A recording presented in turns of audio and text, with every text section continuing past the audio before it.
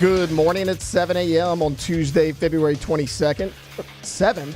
Today in Baton Rouge, expect sunny skies with a high of 79. In hour one of today's show, we'll talk about the latest news surrounding the PMAC, and we'll discuss some LSU football as well. You can follow us on Twitter or Instagram at OTB_ESPN and watch us on YouTube at the 1045 ESPN channel. Hour number one of Off the Bench, live from the Mercedes-Benz of Baton Rouge studio, starts now. Let we go! All-Star Toyota presents Off the Bench with Jacob Hester and T-Bob Hebert. Yeah! Off the Bench with Hester and T-Bob. Hey, they said I got to come off the bench. All-Star Toyota presents Off the Bench with Hester and T-Bob. Yo. Yo, what's happening, y'all? Welcome in OTB Tuesday. Hope you're all having a wonderful day. It's going to be a great day today here. I'm excited. I am excited. Jake, what's going on, my friend? How are we feeling today? Feeling good and highly favored. Hell yeah. Who you said? Somebody you said that in your family. I don't know. I feel like I heard it a lot. Okay, never mind. I feel like I just figured that was going to be tied into like a It's usually grandmother, blessed an and highly aunt, favored, or an but, uncle or know. something. Good Tuesday morning to you, Brian Burgess, in the Bayou Ford YouTube chat as well, my friend. Alondra, how are we doing today? Doing well? Doing well. Okay, what about you, Taylor? Doing good, better than yesterday. Okay, excellent. I'm not going to ask you to expound on that. So we're going to start in a bit of a different place than we generally do, as I almost feel like a sports bear, T-Bob, yes or no, and court storming. We can get there. We didn't do it yesterday. I don't know that I'm terribly interested in the conversation, but we do have it in the document at a certain point. But I wanted to start today in a bit of a different spot, and it's funny. It kind of reminds me of some of the shows that I used to do back on WWL when I was starting this thing, right? Which was very much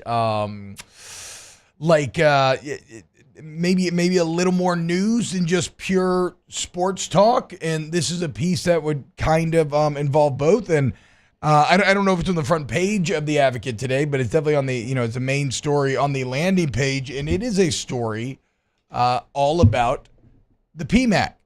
And it appears that LSU athletics have begun proposing a new plan. And our own friend Cody Worsham, quote in the article, the center of this plan.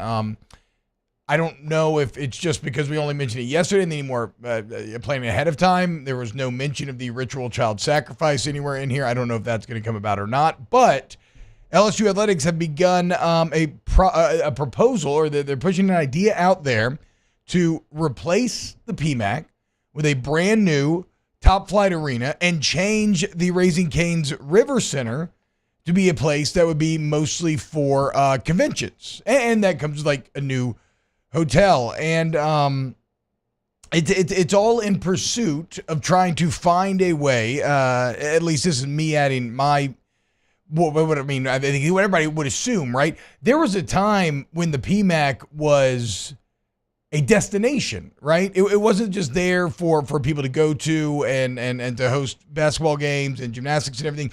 There was a time, Jake, I was looking up, because I always remember seeing that picture of Elton John playing there back in the day with the LSU hat. And so I was looking up, okay, who all played in the PMAC at a given time? Well, Bob Dylan, Bruce Springsteen, the Rolling Stones, U2, Led Zeppelin, and even Elvis Presley. And that was a very quick Google search. Now, when did all these guys play? In the 70s. When was it made? 50 years ago. In the 70s, right? So there was a time when it was brand new. It was exciting. It was bringing in business. It was bringing in economic opportunities, bringing in stars. And even when I was in college, Keith Urban played there. Okay. In the PMAC? Yeah, in the PMAC. So, yes, that was a long time ago now. But, yeah, Keith Urban, that's a big show for the PMAC, and that's completely dead. Like, you haven't seen that probably since then.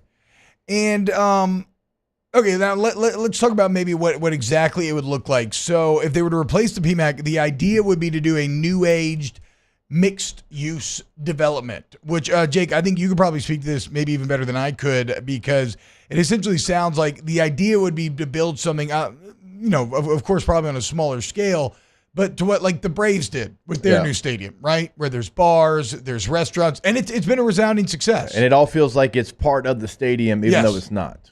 And it's been a resounding success. Like I know multiple people that live there, young people, and they go out. They just like go out there to go to bars. They even went into the offseason, all this other stuff. So it wouldn't just be a new stadium alone. And then as far as the River Center is concerned, which does feel like it may be a bit of a tough sell.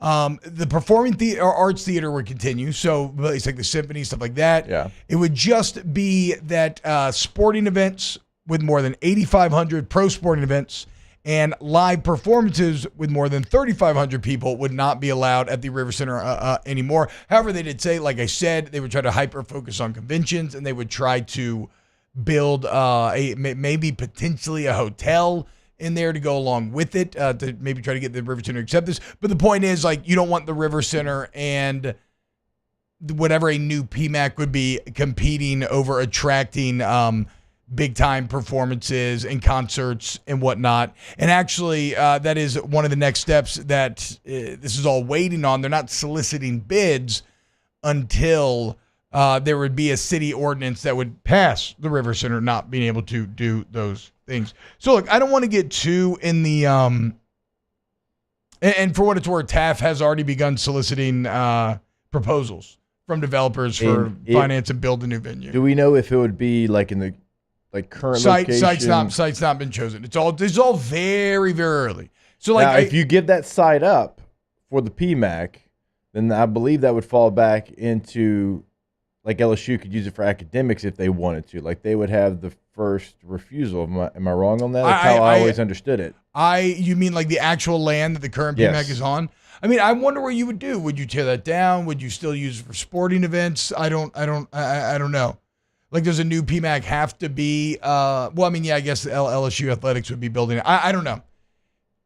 They said a new site hasn't been chosen, and the site of the current PMAC is one of, I would say, its great strengths, but it's hard to envision the room for mixed-use development there, right? Like, could you have restaurants and bars and everything attached? Unless you moved the track. You'd have to move the track. You would have to move multiple things to be able to do that. Natatorium would probably have to move. And so, because I like this is so early on, and I have my reservations, but I did want to bring it up just in terms of like does it do anything for you when you hear a proposal like this? Like, what's your gut reaction when you hear a headline like this?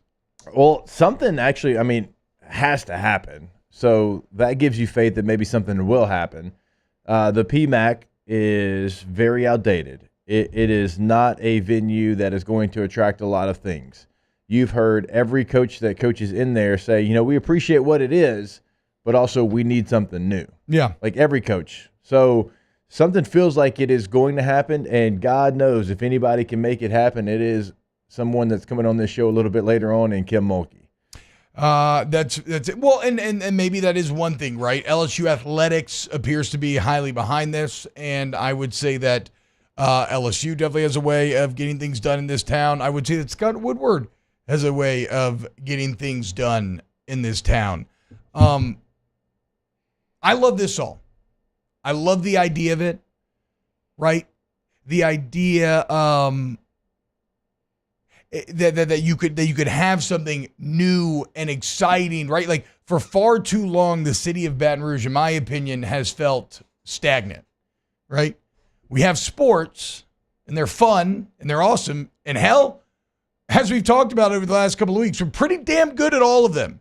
And so, like, that's very fun. But what if you're not into sports? And yes, I'm not saying, don't get me wrong, I'm not saying there's not small, wonderful gems to be had, right? There are. There's new things popping up all the time. There's great art exhibits. There's great small concerts everywhere. I mean, there was that at Boulevard Park, however you pronounce it. There was the great barbecue and music festival last night. I mean, what isn't Pelican to Mars relatively new? I went there randomly last night. There's a performance of the Nutcracker that I think was better than most. Yeah, I agree. So the point, I'm not like, don't get me wrong, I'm not saying there's nothing. There are pockets of greatness and art and culture and fun to be had, but there's nothing big or flashy or exciting in the way that you think about like classical American innovation as being, right?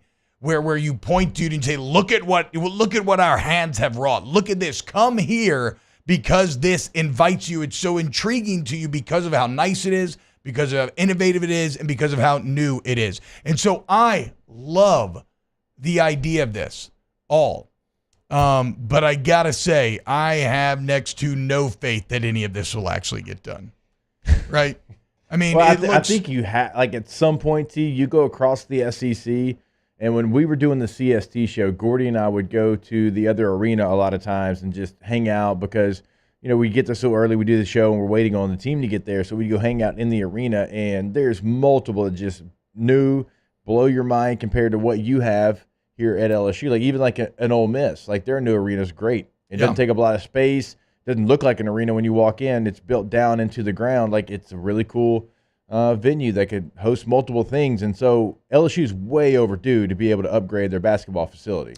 And you know, if this ends with just getting a new basketball facility, gymnastics, everything else, that's fine, right? And unfortunately, that's probably like realistically where this does end, right? You have this very grandiose idea, you launch it into the real world, and then, you know, everyone starts to get their cut, right? People try to save money. Some people trying to maybe get some more money. And what originally was a really cool idea, a very cool vision of what Baton Rouge could be, either like fully dissipates or falls short of that original kind of view. I think the thing is to really make it that landmark spot that could bring in acts of the caliber that we just referenced to begin this segment. I think you just have to throw a ton of money on it. And when it comes to Louisiana and how we tend to operate down here, anytime there's a lot of money up for grabs, it generally gets divvied out and, you know, in different kind of nefarious ways. And then whatever was supposed to be done gets done, but like the worst, most decrepit, least exciting version of it gets done. And so I don't know. I mean, am I being pessimistic here? I'll put it to the room. I mean, if this was most things, I would probably agree with you, but I think because it is in such need that maybe this could actually happen. Because I'm not talking about just a new stadium. Like, I think a new stadium is, like you said, I think that's inevitable. I mean, something that could actually feel exciting and new and attract people and make people want to come here almost solely for it. Well, I think there's two parts to that. The first part is if you want anything cool and new to come here as far as a concert or something, an event, like a minimum line would be a new arena. Yeah. Like that true. would be the bare minimum. So that would bring things here. But if you're talking about building like the Atlanta Braves have, that's where we got to figure out, okay, where would that be? Would it be somewhere off River Road, right? Would it be kind of away and back? Like, because where else are you going to put something like that? Like, it would have to be on somewhere like River Road, property that LSU owns or they would have access to. And so if you start talking about location, like, then you can maybe make it more real, because right now I don't know where that would be.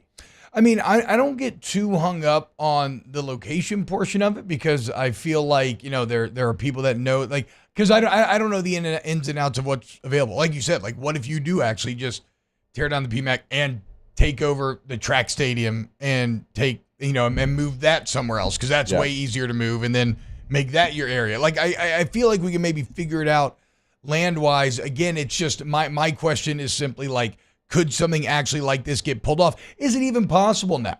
Like, can you build a stadium with college and state financing that's not one of these billion-dollar NFL stadiums that is still interesting enough to attract people from all over? I mean, again, the word I keep coming back to is stagnation. And for too long now, again, there are pockets of fun, pockets of greatness, pockets of creativity, but for too long now on a big flamboyant scale, I feel like the city has felt stagnant. And you could extend that to much of the state, and the population drain would speak to that. The lack of new business would kind of speak to that. And this would be a great way, even if only a symbolic way, to kind of fight against that and maybe bring back some optimism and some belief that we could be a little more than we currently are.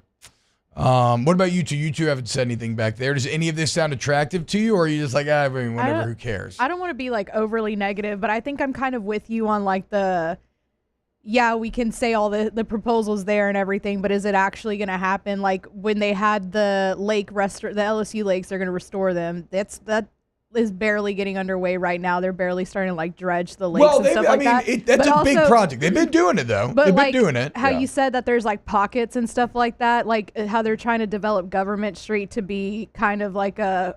Yeah, and there's really cool stuff on there. They do have like, cool stuff. I agree. But like it's going well. It just goes like a little, like you said, a little stagnant where, I don't know. If anything moves the needle, though, here in the city, it is LSU. But like you said, they don't even know where they're going to put the new, like, is it going to replace the I don't PMAC? want to nobody needs to get hung up on location. Like the location's like that Well, we that can't will even be find a figured out. location for a new bridge that we've been trying to do for like years and years and years. Yeah, well, and That's what's holding it up. You can't find a location. a new for arena it. will be here before an interloop. That's my speaks point. That speaks to more of what I'm getting at is, yes, location you could get hung up on if it becomes everybody, kind of infighting and competing over. I want to hear.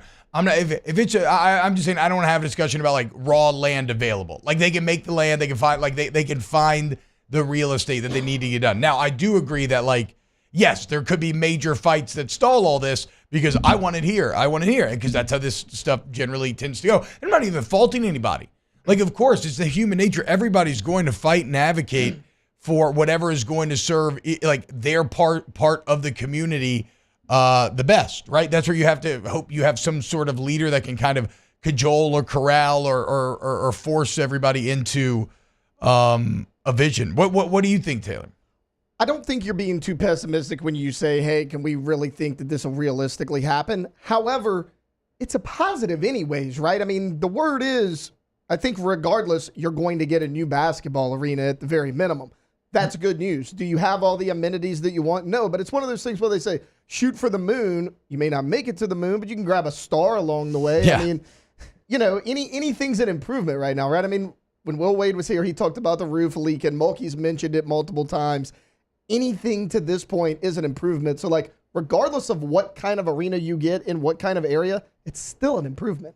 Yeah. I mean, think about this. Like, since the PMAC was built, you've had new softball, you've had new tennis, beach volleyball got converted from the old softball, new baseball. Football's been upgraded how many times? 5 minimum? 5 times? Since the PMAC's been built? Yeah, probably more. I mean, probably more. I mean, it's between 50 5 years. and 10. It's 50 years. Yeah.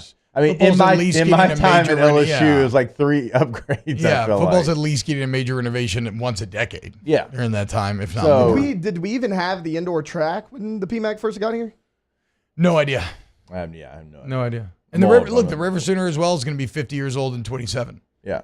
So it also is in need of a makeover, of some vibrancy. Like everybody's got something new. Everyone except the sports that play inside the PMAC. It's a bigger project. I understand that as well. What do y'all think in the chat? I mean, how do you feel about this? Do you have any faith that something like this could actually get done? Is the vision too grandiose? Like, does it actually... and that's cool. You're right, Taylor. You are right? I don't want to be negative. A new arena is a new arena, and that's a positive, if nothing else. But I do love to kind of fantasize about maybe what could be. Could you ever reach a point where somebody would want to, like, we're again, these big acts. Who do we say? Bob Dylan, the Rolling Stones, Elvis Presley, U2. Could you ever get to a point where they would want to come back to Baton Rouge and not just them, but just be something to be proud of, you know? Well, beyond Elvis your isn't coming local, back, but maybe the others. Yeah. Well, it might be. But just something to be proud of besides just the success of your local sports team.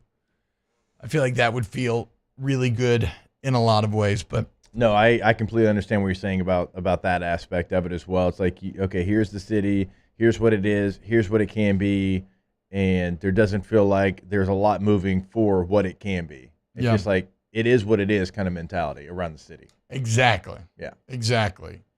And I always wonder what it feels like to live in a place where Charlotte, Austin. Yeah, like Crane City when we went to Nashville. Nashville. And it's just like, and I'm not saying you're ever going to achieve those heights. Yeah. But can't we just get a little taste? Can't we just get some crumbs? That's all we're looking for, man. Here, well, look, put your opinions in the chat. We'll get to it, and then we'll revisit this. Then we can get into like I got plenty of recruiting news and all this other stuff for LSU football.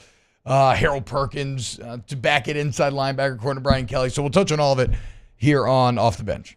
Off the Bench with Hester and T-Bob. ESPN Baton Rouge, New Orleans, Alexandria, and 1130 The Tiger. Go to Community Steel Company, communitysteelcompany.com. Communitysteelcompany.co. You can go there today, or you can just drive over to Gonzales and go see Community Steel with your eyes and meet them and shake their hands and meet the live and local sales team. That's right. This is not like these national companies where it's all over the phone, you're having to email, and the price is all jacked up because there's a bunch of middlemen in the process. No. Community Steel's in Gonzales. Okay, they go to the wholesaler directly. They make all their product right there on site, and then you get it. Okay, best prices, and you form relationships with those who serve you in order to best serve your business. So if you need purlin, tubing, steel building, sheet metal, you want Community Steel. And they are actually open right now. I mean, they opened 21 minutes ago, right? So go to the website that T-Bob gave you, communitysteelco.com. Go to the top right corner, click on Community Steel. It'll show you exactly where they're located in Gonzales, Louisiana. Go see them today, and always pick up the phone and give them a call at 225-647-2020. Our listeners fire off their opinions on the jimsfirearms.net hotline at 499-1045. Keep listening for your next chance to shoot us your thoughts with the jimsfirearms.net hotline on 1045 ESPN Baton Rouge.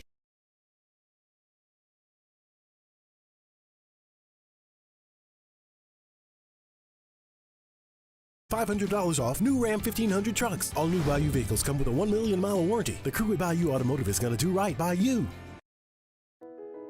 I've been doing business with Luba for 25 years. They're dependable, trustworthy. It's just the attention to detail with our clients. Our folks have years and years of experience. They're highly trained professionals, but many companies have that asset. What I'd like to think makes Luba a bit different is that we use those talents in a way that truly is dedicated to serving the needs of the folks who depend on us.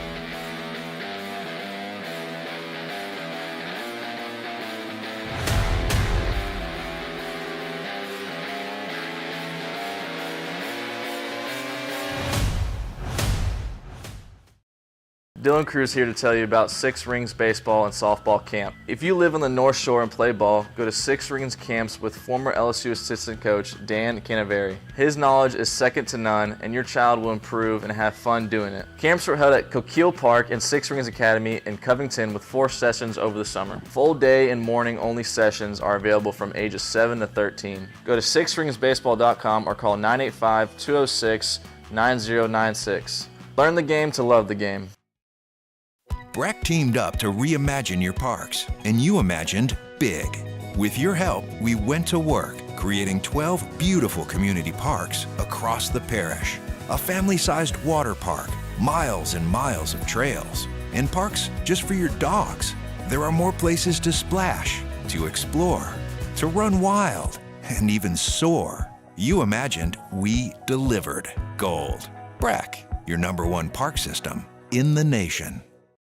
Hey, it's Matt Moscona. For years, you've heard me tell you about Insurance Network of Louisiana, helping you find better coverage for less money. But it's not just for your home and auto. They also offer commercial properties. So, retail stores, professional offices like doctors, dentists, attorneys, clothing boutiques. Insurance Network of Louisiana can find you better coverage for less money. They service the entire state of Louisiana, and they're local. So call today at 293-0450 or lainsurance.net.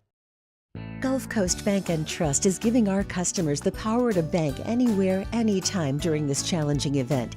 And we're right there with you. Our mobile banking app is a smart way to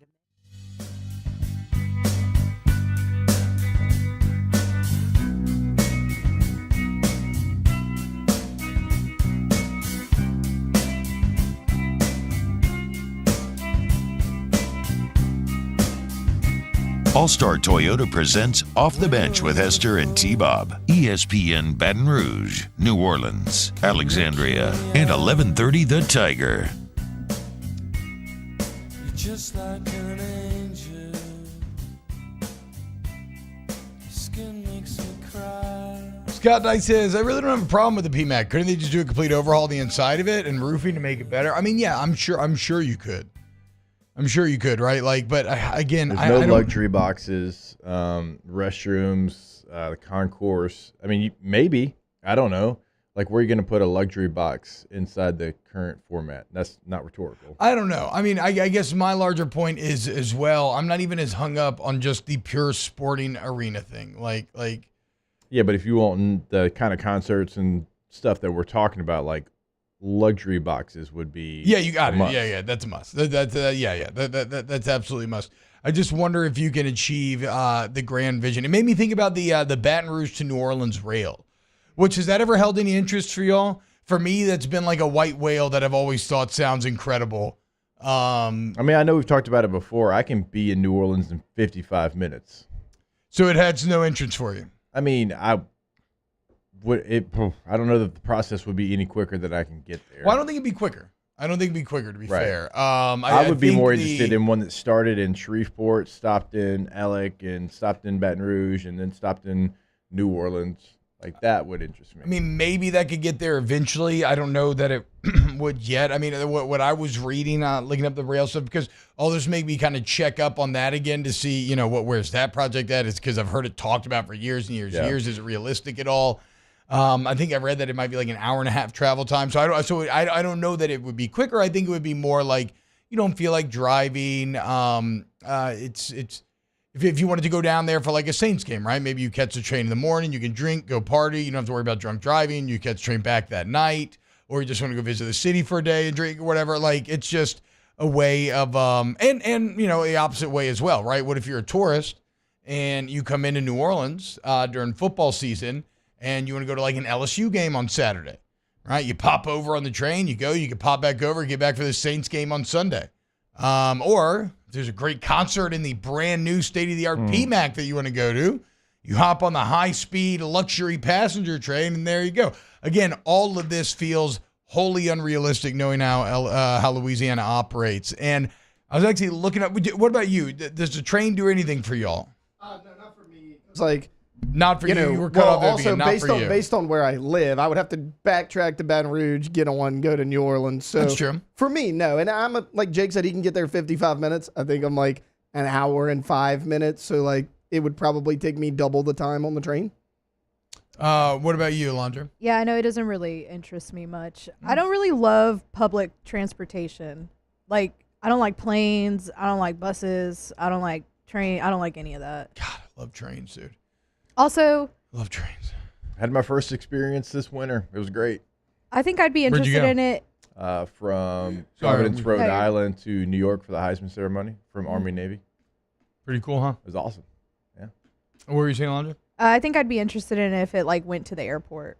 But other than that, well, look, that when we talk about all like the problems, like a shuttle system. Yeah. So you talk about all the problems that kind of start to arise when something sounds good on paper and you actually do it. That's actually one of the main ones, right? If you build it and it goes to the airport, then does that already kill the Baton Rouge airport, which already sees like 60% of its business leaching to New Orleans anyway? That's mainly because the prices are so high, but the prices have to be high for because you have me. limited flights. It's the connecting flights that I can't. Like, I don't like at Baton Rouge. You always have to do a connecting flight, and I don't like that. That's the one thing that I'm like, ugh. For what it's worth, the train project hasn't been wholly canceled. It says it's expected to begin this year, construction-wise, and finish in 27. See, exactly, that reaction right there. That immediate shaking of the head, there's no way that's going to happen. That's the same pessimism that I feel when I see this stuff, and it disheartens me, and it bums me out, because I would love to believe that we lived in a state that was at least... what's the word I'm looking for? Competent, at least competent enough to get one of these projects done. No, I get it, but it's like, even if you don't have the giant, massive arena with the boxes, it sounds like some kind of upgrade's coming. I don't think there's any way in hell that this project on this train starts this year. Absolutely not. Very strong language, Taylor. Yeah, I mean, well, and the funny part is you're saying that with no actual knowledge of any of the details surrounding the project. Yeah, exactly. And I'm not saying that you're wrong in that. I'm saying that is the attitude that has been fostered by and it's our state government, its leaders, and everything else, and just all the failed projects and infighting, and the reason why we rank so low on everything. Adam Field says we don't live in a state like that, T-Bob. We just don't. I know. But like, God, what if you could? But what imagine what it'd be like if you did. Yeah, exactly, dude. Whatever. All right, I think we pretty much closed the loop. That will never happen. Hey, Derek did mention like the old LSU golf course property. I didn't even think about that. I mean, you've been out there. I mean, that's more the recent than I worst have. golf course I've ever seen in my entire life. Right. It is literally impossible to play. Yeah. And I'm not a golfer at all, but like we play there for the alumni tournament, and I'm talking like fresh swatches of grass put down on the green, like fresh just squares put down next to each other. It's like, I mean, this isn't, I don't know what. It's always very funny during the LSU golf tournament too, because like those are a bunch of actual golfers out there, and so I don't care. I'm just like slamming beers, and if you hit it in the water, you got a shotgun. But some people are like, this is like, what is this? This is awful. So yeah, sure. Again, like I don't think the real estate is a hang-up. I think there could be a hang-up in fighting over where it's going to be built because it could benefit the communities around it, right? Or maybe like residential areas don't want it. Like, yes, there's a lot but in just terms of finding the land to build it, I don't view that. Like, look at how LSU has octopused out over the past 100 years, right? Like they're going to find the land. So I ain't too worried about that. It just, could you actually follow through on this vision, or at least somewhere even close to it? Who knows? Maybe this could be like one of those things that leads to positive change, but I don't know. Probably not, dude. Probably end up with a good, nice new basketball arena, like a solid college basketball arena. And that's better than nothing.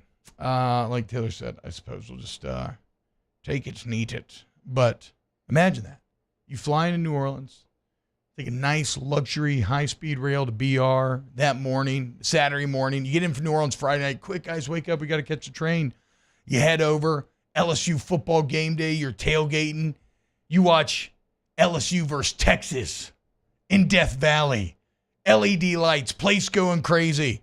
And you hop back on the train and you're back for Saints-Bucks that Sunday.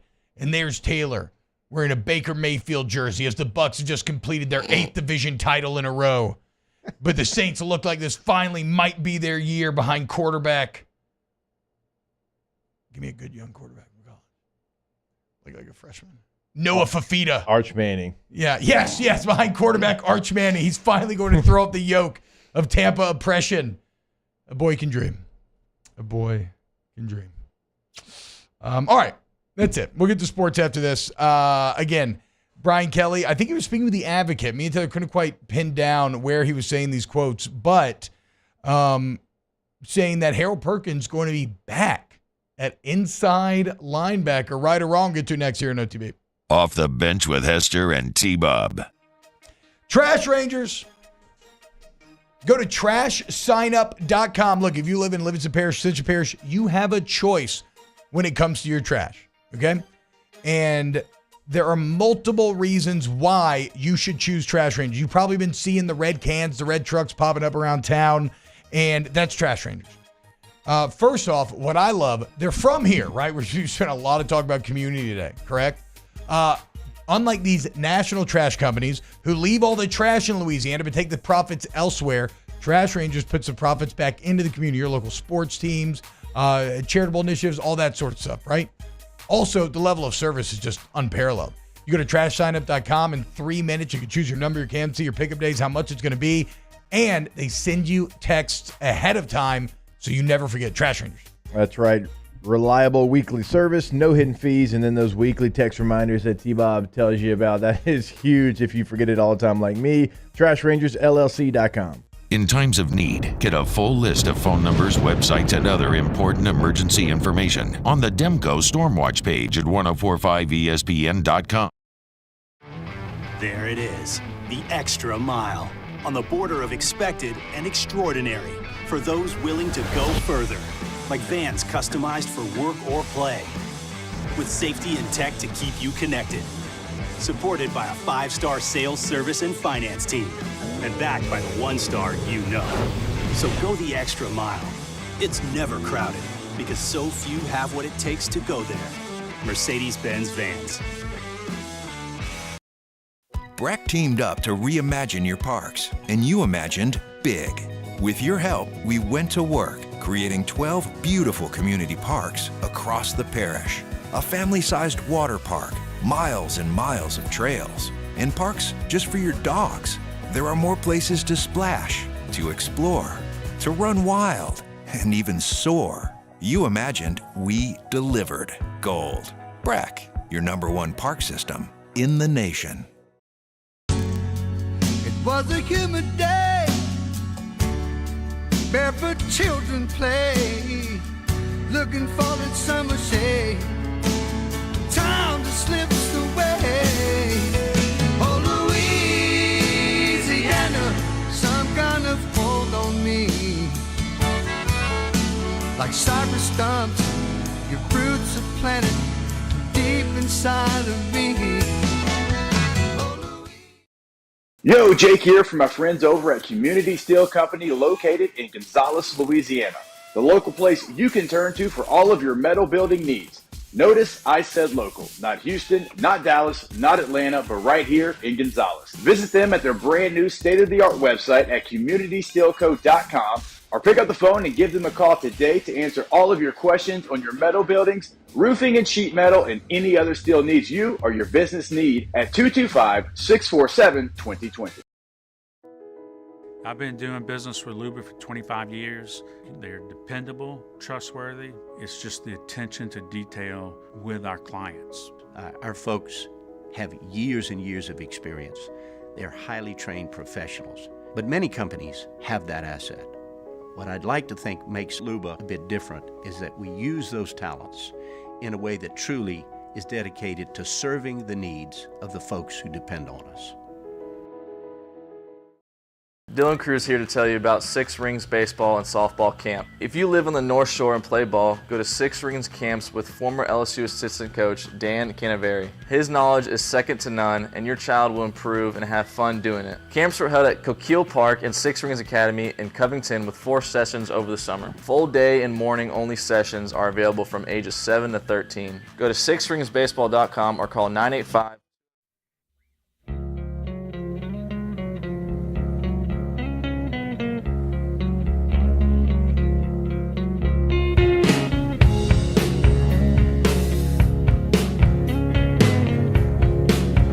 All-Star Toyota presents Off the Bench with Hester and T-Bob. ESPN Baton Rouge, New Orleans, Alexandria, and 1130 The Tiger. What else could I say? Everyone is gay. What else could I write? I don't have the right. What else should I be?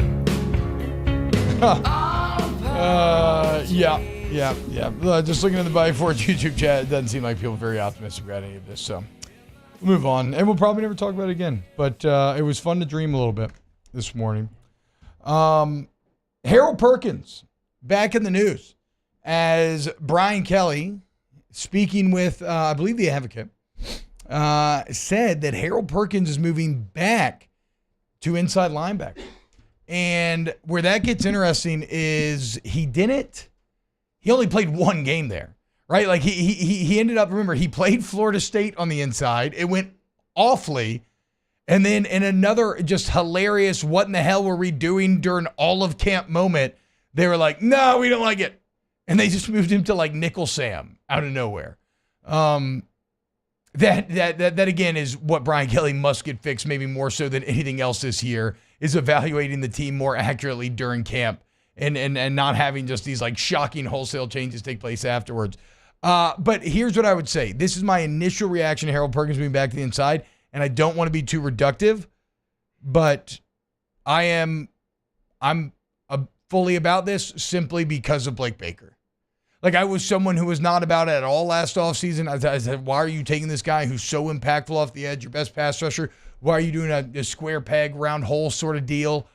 But what do I always say when it comes to coaching? Well, the ultimate thing you want as a player to relationship with the coach is, if I do what you're telling me to do, even if it sounds crazy to me, are you putting me in the best position to succeed?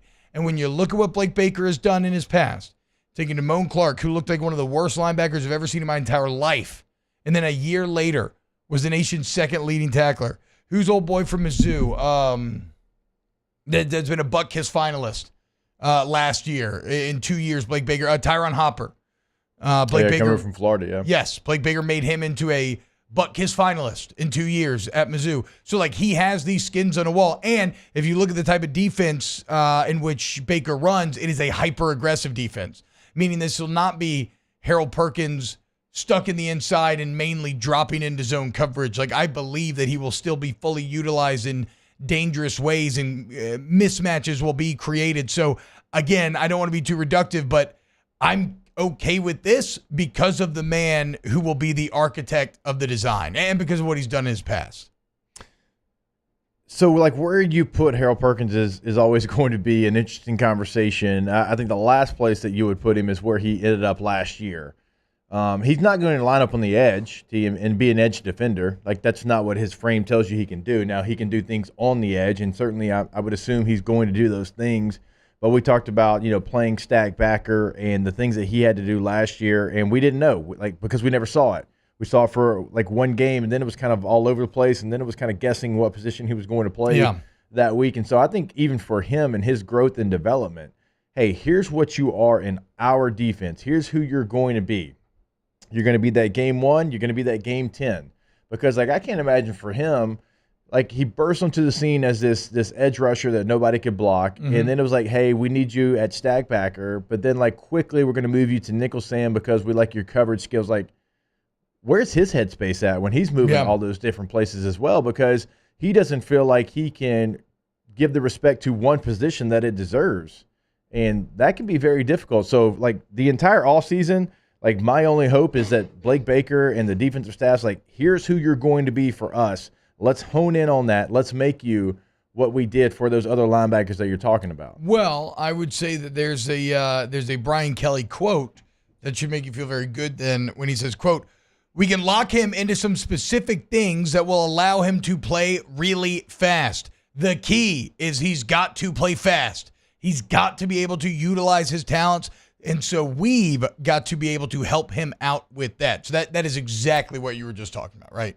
They have to take out overthinking. You played multiple positions. I had to play multiple positions. But I practiced them, so I knew what I was doing. Like, I would go 2 plays left guard, 2 plays center, 2 plays right guard, 2 plays out. And you knew what you were doing. But imagine if you could have just been a center. Oh, no, that would have been awesome. Oh, no, that would have been great. And to be fair, the first time I ever played a game at guard, I had never actually played it before. It's just on the first play of the game, our right guard broke his leg, and I just got thrust in there. But after that, I started to really cross-train at all of them. But, yeah, no, it would have been awesome to just be center the whole time. Yeah, it would have been much more desirable. It takes a lot of time. Yeah, and sometimes the coaches will teach you, like if T's playing center or guard, like they'll teach him center, but they're not going to teach him guard. He's just got to pay attention. Like I said, I never knew it when I went in that first game. When he's talking to Will, like, you got to listen. That's how I learned running back. Yeah.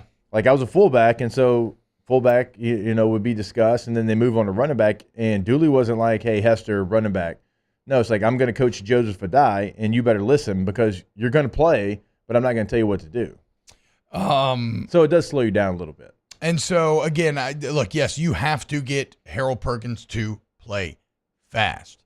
Even last year, fighting through all this madness, he was still the only defender that flashed. Like, he still had an impressive numbers of tiffles and sacks for any like kind of regular person, right? But we know Harold Perkins is extra normal.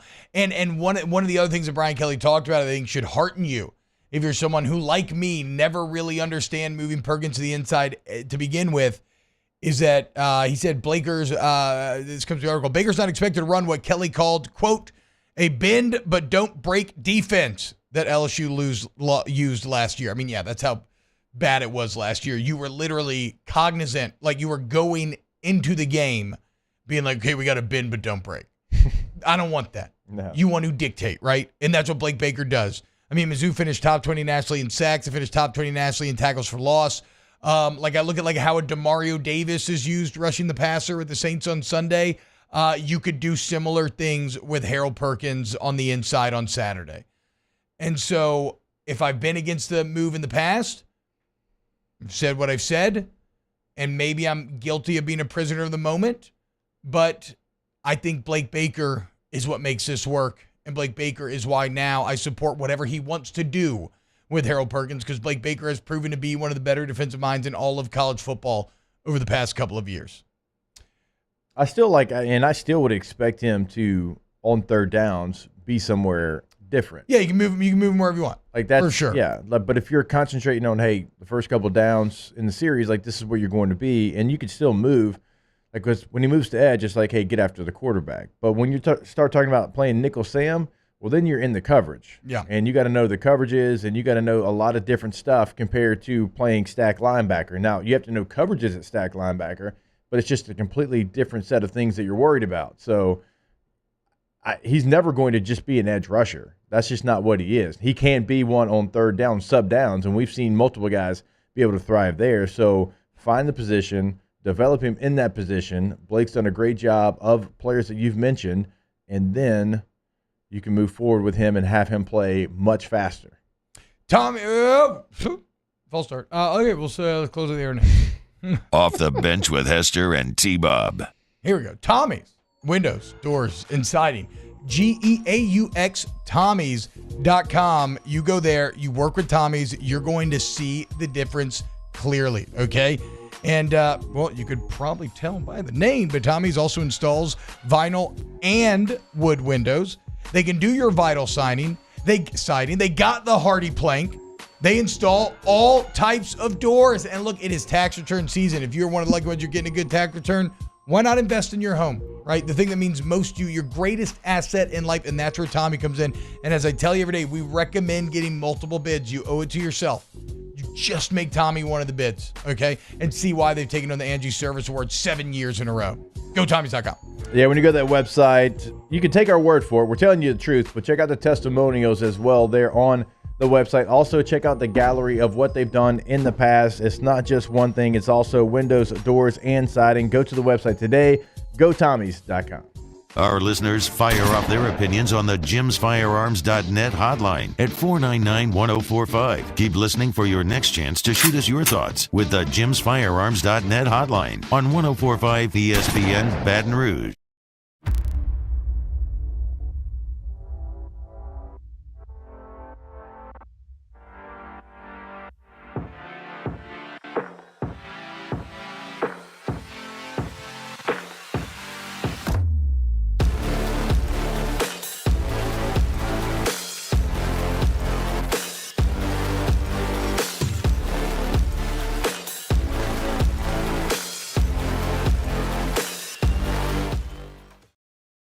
Breck teamed up to reimagine your parks, and you imagined big.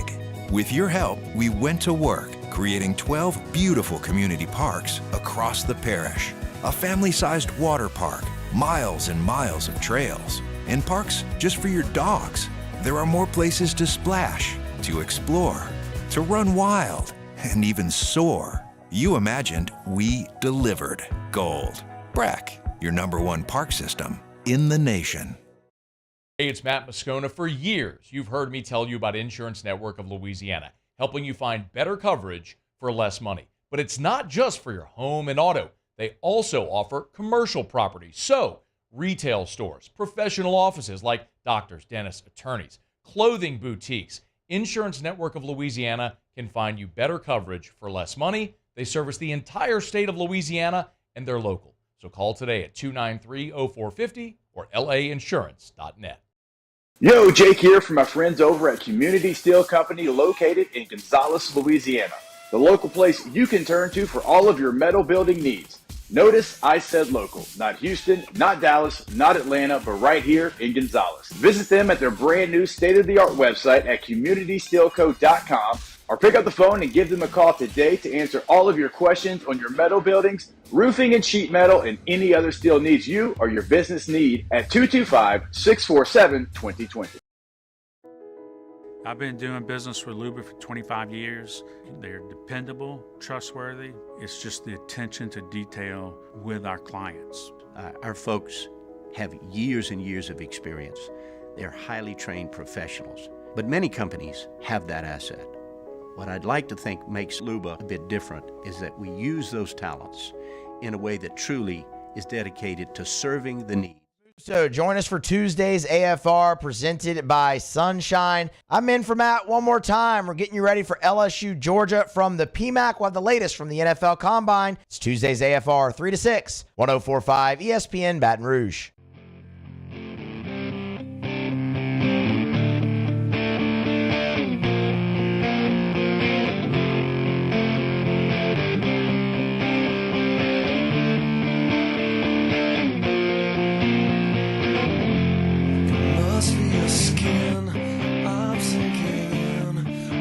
All-Star Toyota presents Off the Bench with Hester and T-Bob. ESPN Baton Rouge, New Orleans, Alexandria, and 1130 The Tiger.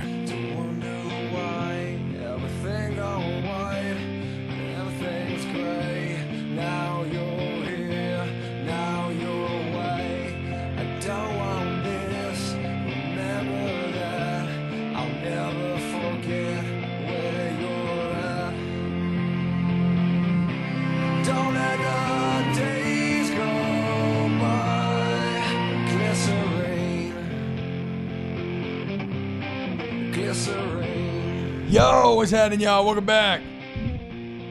OTB. This is a great song, I agree.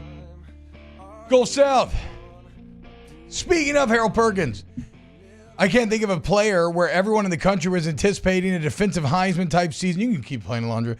Only for the player to be as pedestrian as can be last year. Yeah, that is an all-time. It's one of the main reasons why I think you got fired. I would agree, Jay. Can you think of some similar falling short of expectations? It has to be up there with the all-timers, top 10. Who was the Auburn quarterback that had Heisman Trophy type? Jeremy Johnson.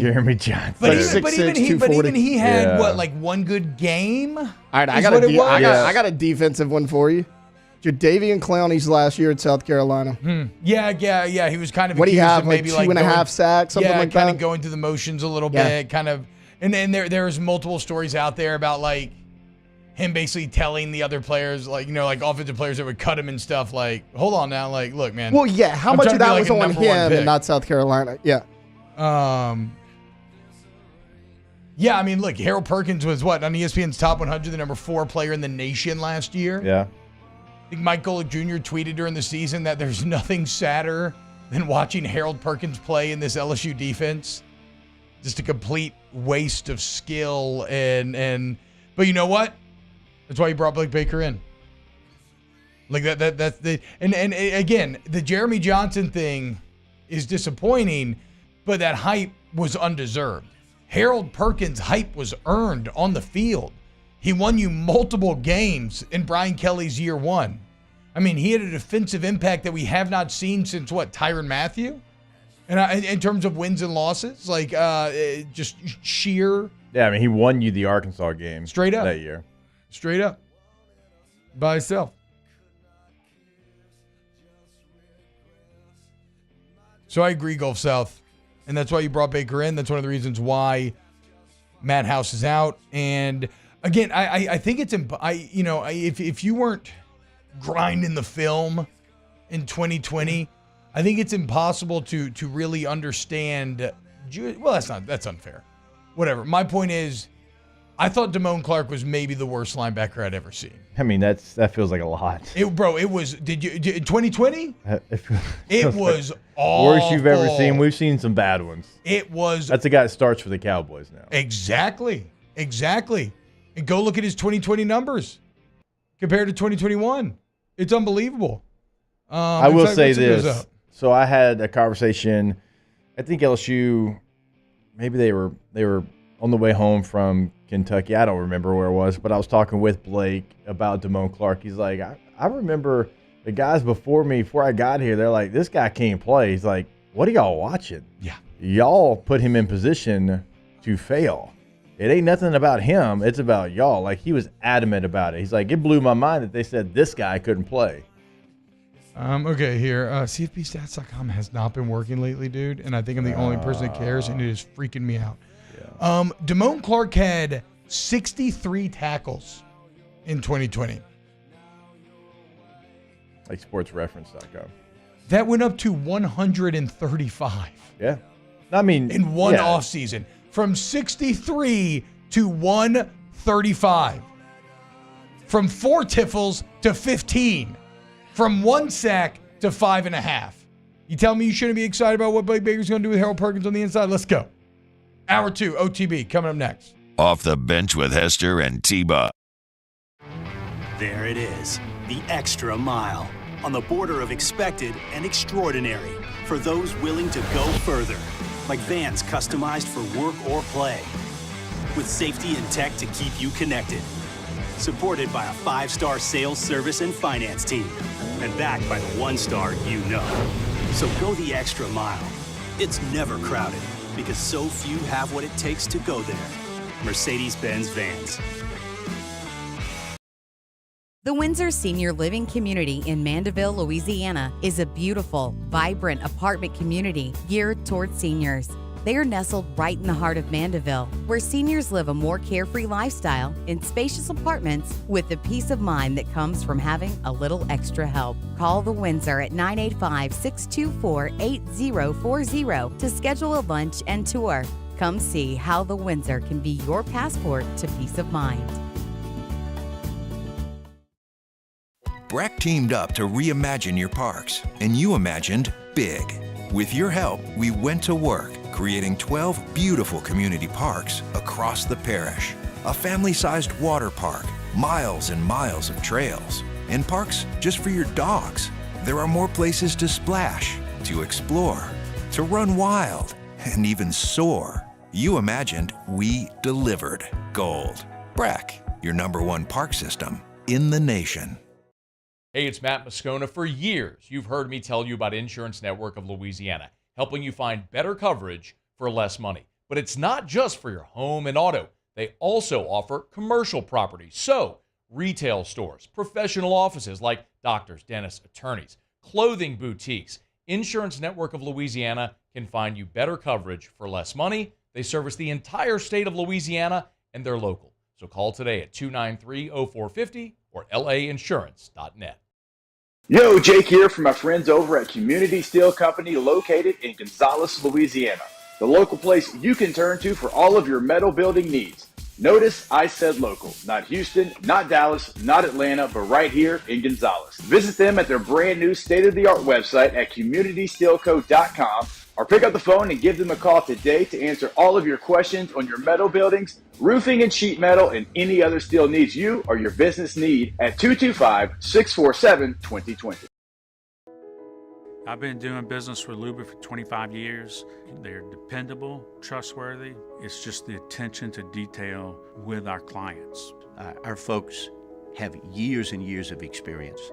They're highly trained professionals, but many companies have that asset. What I'd like to think makes Luba a bit different is that we use those talents in a way that truly is dedicated to serving the needs of the folks who depend on us. Dylan Cruz here to tell you about Six Rings Baseball and Softball Camp. If you live on the North Shore and play ball, go to Six Rings Camps with former LSU assistant coach Dan Canaveri. His knowledge is second to none, and your child will improve and have fun doing it. Camps were held at Coquille Park and Six Rings Academy in Covington with 4 sessions over the summer. Full day and morning only sessions are available from ages 7 to 13. Go to sixringsbaseball.com or call 985-206-9096. Learn the game to love the game.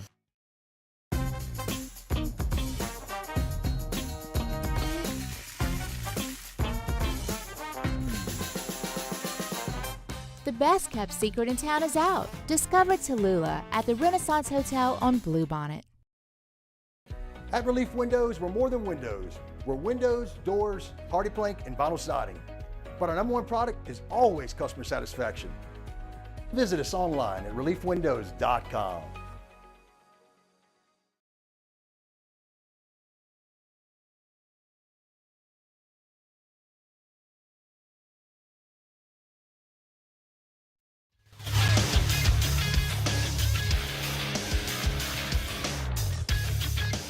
Good morning. It's 8 a.m. on Tuesday, February 27th. Today in Baton Rouge, expect sunny skies with a high of 79. In hour 2 of today's show, we'll have OTB Mailbag at 8:15, and then at 8:30, LSU women's basketball coach Kim Mulkey joins the show. You can follow us on Twitter or Instagram at OTB_ESPN, and watch us on YouTube at the 1045 ESPN channel. Hour number 2 of Off the Bench, live from the Mercedes-Benz of Baton Rouge studios, starts now. Let we go! All-Star Toyota presents Off the Bench with Jacob Hester and T-Bob Hebert. Yeah. Off the Bench with Hester and T-Bob. Hey, P, they said I got to come off the bench. All-Star Toyota presents Off the Bench with Hester and T-Bob. Yo.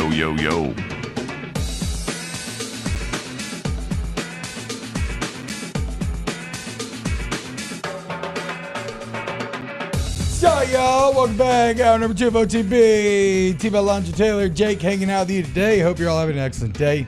Snake Bone Goolsby. What a great name, Snake Goolsby. Your nickname's Bone? Hell yeah, dude. You're like a movie character. He says, y'all act like Harold Perkins wasn't a plus defender last year. Again, that's the point. I said it, right? Like, his numbers would be good for the average player. But that's how amazing his potential is that he was underutilized and still had one of the best linebacker coverage grades from PFF, still had 4.5 sacks, and I believe hit double-digit tiffles. He had five, I believe. 5 sacks? 5 sacks, yeah. Again, great. Like, those are really good numbers for a lot of players. But you still, you didn't feel Harold Perkins enough, right? 2 years ago, you felt him constantly. He was like Vader. You could hear him breathing. Last year, he was more akin to Kylo Ren. Technically there, but underutilized. Criminally. Know what that means. Yeah. Wait, I thought you were like a big Star Wars guy now. You know? You know what? I don't know. I mean, I'm not against it, but I've seen no. I don't even know. What are you talking about? I don't know. I don't know what I'm talking about. For some reason, I thought you were in the midst of a rewatch. Nah. We'll get to Angel Reese being named National Naismith Player of the Week. Congrats to Angel Reese. That's awesome. Dominant in the last 2 games over the wins, in the wins over Auburn and Tennessee. Just a casual 18-point, 17.5 board average over the 2 games. But I want to start. We still got a ton of recruiting news that I had in here that we never ended up getting to because of train combo and everything. We got OTB Mailbag. We got Coach Mulkey. Damn, we got a lot to get to. All right. We'll probably get rid of the NCAA talk for now that we had planned for later in the hour. Let's start here, though, a little college football talk. We won't have to spend very long on here, but Josh Pate posed an interesting question on Late Kick Josh. And it was, what name do you think will be one of the most breakout, maybe one of the most impactful? It doesn't have to be breakout. It could also be impactful names of the college football season. And he said Blake Baker, right? Makes a lot of sense, right? In terms of what LSU could be if you bring back the defense. I think that's a very solid answer. You know where my head immediately went here, and it is a name that we all know very well, but I went with Chip Kelly. And the reason being, Ohio State is the most national championship relevant team right behind Georgia, right? I would say you could maybe argue Texas as well, but I think Ohio State's better and been more seasoned and has amassed more talent. But with Ryan Day no longer calling plays, I think that was some real dangerous waters for Ohio State to be in, right? Would offensive regression continue as their defense suddenly started to get really, really good? I think Chip Kelly, he stops all that. And I think there's potential that maybe even, gets this Ohio State offense back to where it was, or closer to where it was with C.J. Stroud a couple of years ago. And you may say, oh, well, Chip didn't do that much last year at UCLA. We didn't have great quarterbacks. If you look at Chip at 22, 21, and 20, Jake, UCLA was 1, 2, or 3 in scoring in the Pac-12 in every year. And they were damn close to 1. It would be like half a point, maybe a single point if they weren't 1.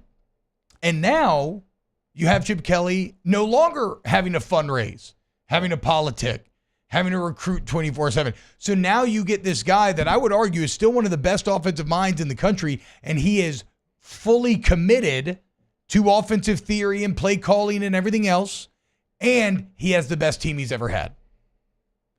Maybe you could argue against that with Will Howard because he's had better quarterbacks than Will Howard, and we all know that's the most important position. But in terms of lineman skill, that will be the best team, and certainly when paired with the defense, that will be the best team that he's ever been a part of from a raw talent perspective. And so when I look at Georgia and what pushed them across the national championship finish line, getting Todd Monken and kind of raising that next level, while it's maybe not exactly the same because Chip, it's going to be hard-pressed to outdo what Ryan Day did, I still think that Chip Kelly is the right man for the job at the time if you're an Ohio State fan that can maybe push them into the Natty, which by definition would make you a massively impactful name.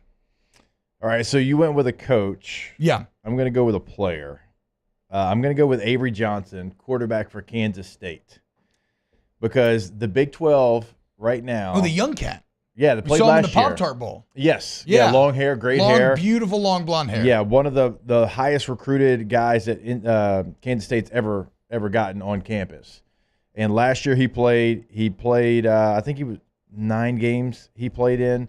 37 of 66, 479, 5 touchdowns. Also had 300 more yards on the ground with 7 rushing touchdowns. So he's a cat. Obviously, he's a dual threat guy. But when I think of impactful and breakout star, remember the Big 12 is going to be up for grabs. Texas and Oklahoma are out of the conference. They're going to get an automatic bid. Oh. And I know that Utah and other teams and Arizona is a really good team, and we'll see how Brent Brennan's able to lead Arizona. But now that an automatic grab, Big 12 champion, and Kansas State won it just 2 years ago, I think Avery Johnson is a stud. He is exciting. He is somebody that, if you haven't seen him, it's must watch. He's got that kind of ability. It's a little bit chaotic. Yeah. In a good way. Yeah. The only time I watched him was the bowl game. And he acquitted himself very well. Let's see. In NC State, he threw for 178 yards, 2 touchdowns, and rushed for another 71 and a he had touchdown. good rushing numbers, I remember. So, I mean, in a school that's had a lot of quarterbacks that have been incredible dual threat quarterbacks, this is the next one in line. And obviously, you lose your starter, like you just mentioned, Howard to Ohio State. But impactful breakout because I think he has the talent and because the Big 12 is right there for someone to take over. Yeah, if you make the playoff, I mean, yeah, absolutely. Ooh. Cam Rising in Utah? I mean, what about Kansas? Kansas probably up there a little bit. What about you, Taylor? Give me a name. DJ Uiagalelei going from Oregon State to Florida State. I think that could be a really good fit for him. I know he's not a new name, but he's in a new place. He's taking over for Jordan Travis. Yeah, I don't know. I mean, Uiagalelei's fine, but I don't know. Uiagalelei doesn't necessarily feel like a game changer in the same way that even an Avery Johnson maybe does. Maybe I'm wrong. Maybe I'm wrong there. I mean, if we weren't being homers here, I would have said Nussmeier. Okay, so I was actually thinking that, and I was like, okay, let me find somebody who's not LSU related. It's an LSU show. You might as well give the audience some local flair. Garrett Nussmeier, I think he's going to be awesome under Joe Sloan. They're familiar with each other. You saw what they did in the bowl game. They looked like they had worked together all year. Now, it was a little rough at the first quarter, but after that, they looked really good together. You're going to have him and Cortez Hankton together, just like you did in the bowl game. You got the weapons. Now, they're a little unproven, but you got a lot of bodies there and a lot of talent, and I think Nussmeier's ability to throw the football is excellent. Elandra, do you have anything, any name or anything that jumps out to you? Yeah, here? I was going to be the homer and go with Garrett Nussmeier, Okay. but no, just stand by it then. Just stand by it. If you want to add anything to it, go for it. Well, I was going to say Dan Lanning in Oregon is going to be pretty good. They just signed their best signing class of their program history. So that's interesting you say that because that was the second name on my list. It wasn't Lanning, but it was Dylan Gabriel. Yeah. Because we've all kind of crowned Oregon as this third or fourth best team in the country, but all that is really going to hinge on Dylan Gabriel. And he was awesome at Oklahoma last year, but we did see 2 games in which Oklahoma had these kind of inexcusable missteps that ended up erasing what was an amazing Texas win. That Gabriel won you with a last-second super clutch drive. So, yeah, I like Kelly, I like Gabriel. So, okay, we're kind of in the same I said Lanning because it was I meant like Oregon as a whole. Was Absolutely. yeah. No, you're right. No, I'm saying I think your instincts have served you well that Oregon was a part of your answer. Chad, you can give your answers. Something else I want to do over the next 2 hours of the show. Who was it that sent the video of Stephen A. Smith naming a crush from every decade? That was you? Yeah, that was. It made me think of you. So a crush from every decade that you've been alive, Jake. Who is your 80s crush? Oh, 80s crush is tough. I was 5 by the end. Well, of it. but you probably look, I was born in 89. Right. But I would put Karen Allen probably as my 80s crush. Or what year did Ferris Bueller come out? 80 something. Who is Sloane? Who is the actress who Yeah, plays I don't know Sloane? her I don't name. know that I've ever had a Yeah. bigger crush on anybody in my life than I had on Sloane from I'll Ferris Bueller. go Or Karen Allen Raiders. Kelly LeBrock, who played in Weird Science. Oh yeah, Lisa. Yeah. I remember being a young lad and seeing when they made her. Yeah. And thinking about what it would be The like door to have bust a open, yeah. naked female robot hanging around the house. Whew. So that'd be my 80s. It was very impactful. I could tell. 90s? Well, I don't know. I was just going to do 80s first, and then we can go Okay. back to. Then All right. we'll dip back in our Okay, toes in a that's little fine. bit. Okay. What about y'all? When's So y'all's first for- decade? I guess the 90s. The 2000s. Yeah, well, 96. But if you want to talk about someone who was popular in the late 90s, Saved by the Bell, Kelly Kapowski, right? I mean, that's got to be your. That's got to be your first one in the It's Jake's. For yeah, sure. in the 2000s, I was a big Jessica Alba fan in the 2000s. Hard to beat. Big Jessica Alba crush in the 2000s. 2010s, Carrie Underwood probably. Hold Or- on now. Hold on. Slow your roll there, We're going Kimasabi. decade by We're going decade. decade by decade. You're getting a little ahead of yourself. It's a I little know. premature That was there. decade I know, by I know, decade. but I'm saying you just want just one decade, a Yeah. little dip our toes in, come back out, mailbag, Mulkey, then maybe go back in a little bit later. We're going to thread it. Alondra, what about you? We need some so female Kelly perspective. Kapowski, here. 90s. Answer. Yes. I think from the 90s. Give me a 'cause I 90s. was born in 98. Yes, then give me I was born in 89 and I gave you an 80. So give me a 90. Okay. I think from the 90s, I gotta go JT. Timberlake? I gotta go Justin Timberlake. Yeah, it's fair. But I wouldn't say he was my first crush ever. That little curly blonde hair. Yes. I feel like old girl from Step Brothers. Yeah. Ball JT up and put him Yeah. inside me. I know that when Same. I feel that tickle, it's just his little blonde locks walking around in there. He's just like, Tickle Bob's back. bye. Whew. I mean, those moves. 2000. Oh wait, no, we're doing. Never mind. Just kidding. Just kidding. We got mailbag. Let's go to break. When we get back, more OTB mailbag. Then Coach Kim Mulkey coming up after that. Off the Bench with Hester and T-Bob. ESPN Baton Rouge, New Orleans, Alexandria, and 1130 The Tiger. Get Gordon and get it done. 225-888-8888. Gordon McCurdy, injury return. Did you need somebody who's going to fight for you? You want Gordon, okay? He's going to stand up to the big insurance companies to get you what you deserve. If you don't know what steps to take when you get in an accident to protect yourself, follow him on social media at Get Gordon, where you'll see, well, exactly what I just referenced. You'll also see great just kind of life and general business advice. You'll also see sit-downs and interviews with your favorite members of the G Team. Alex Milazzo, now on the G Team. So you want real results? Get Gordon. Get it done today. Go to getgordon.com, getgordon.com. There you can do, well, almost anything that you need to get done. You get that consultation set up. You can have a chat with them right there on the site. You can find past client results, cases they can handle for you in the courtroom. And also, if you want to see what they're doing in the community, all major social media at Get Gordon is always going to be that handle. If you want to pick up the phone and call them, your area code in Louisiana, followed by 888-8888. In times of need, get a full list of phone numbers, websites, and other important emergency information on the Demco Stormwatch page at 1045ESPN.com.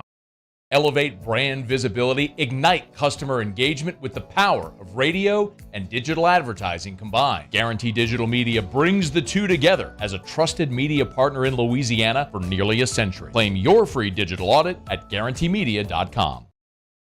He's here. Anyone want a Coors Light? Oh, shoot, I forgot to play the song. I got a guy who can fix this. Breck teamed up to reimagine your parks, and you imagined big. With your help, we went to work, creating 12 beautiful community parks across the parish.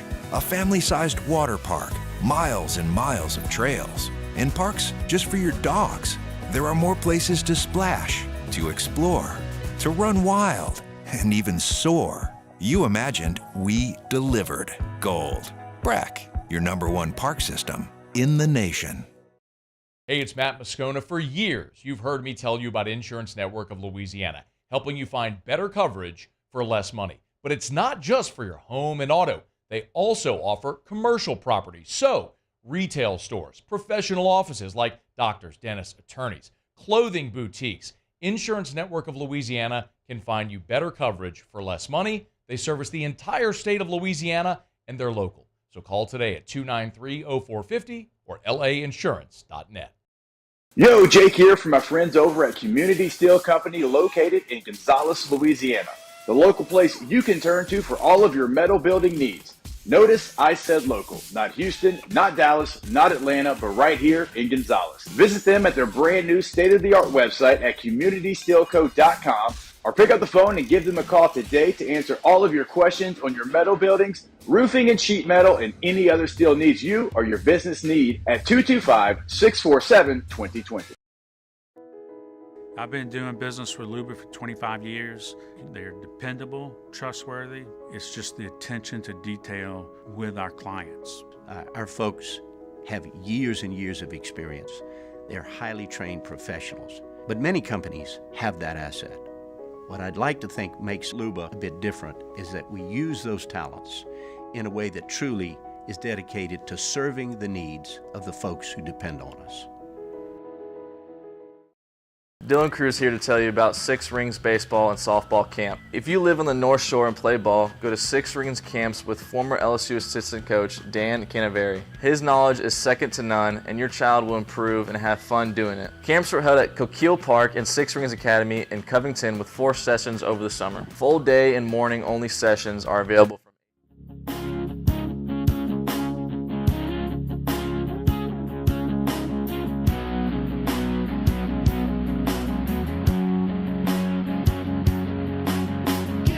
All-Star Toyota presents Off the Bench with Hester and T-Bob. ESPN Baton Rouge, New Orleans, Alexandria, and 1130 The Tiger.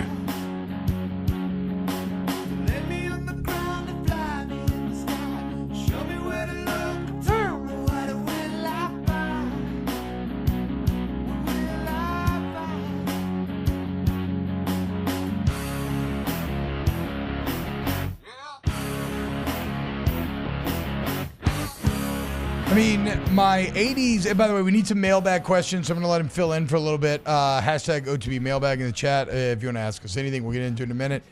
But my male crush of the 80s would probably go to Harrison Ford.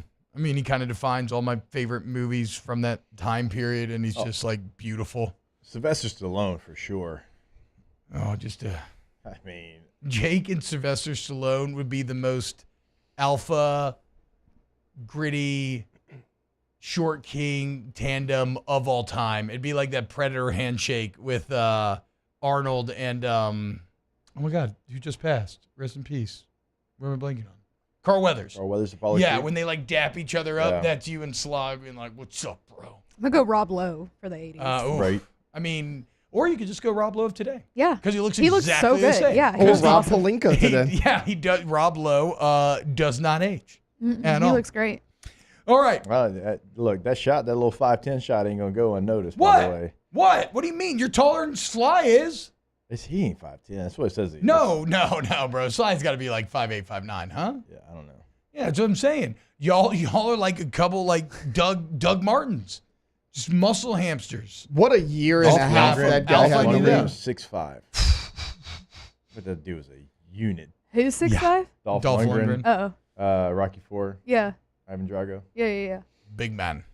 What were you saying, Taylor? It was like, what a year and a half Doug Martin had in the NFL. For about a year and a half, he was awesome. like the guy. He was awesome. Just 5'8", Running back. 215, just Especially if you were a fantasy bro. bowling ball. He won so many people leagues. All right, let's do a little OTB mailbag. Special delivery! I have this special delivery for off the bench. And look, it is marked most urgent. We'll be writing to you. The internet. What the is the internet?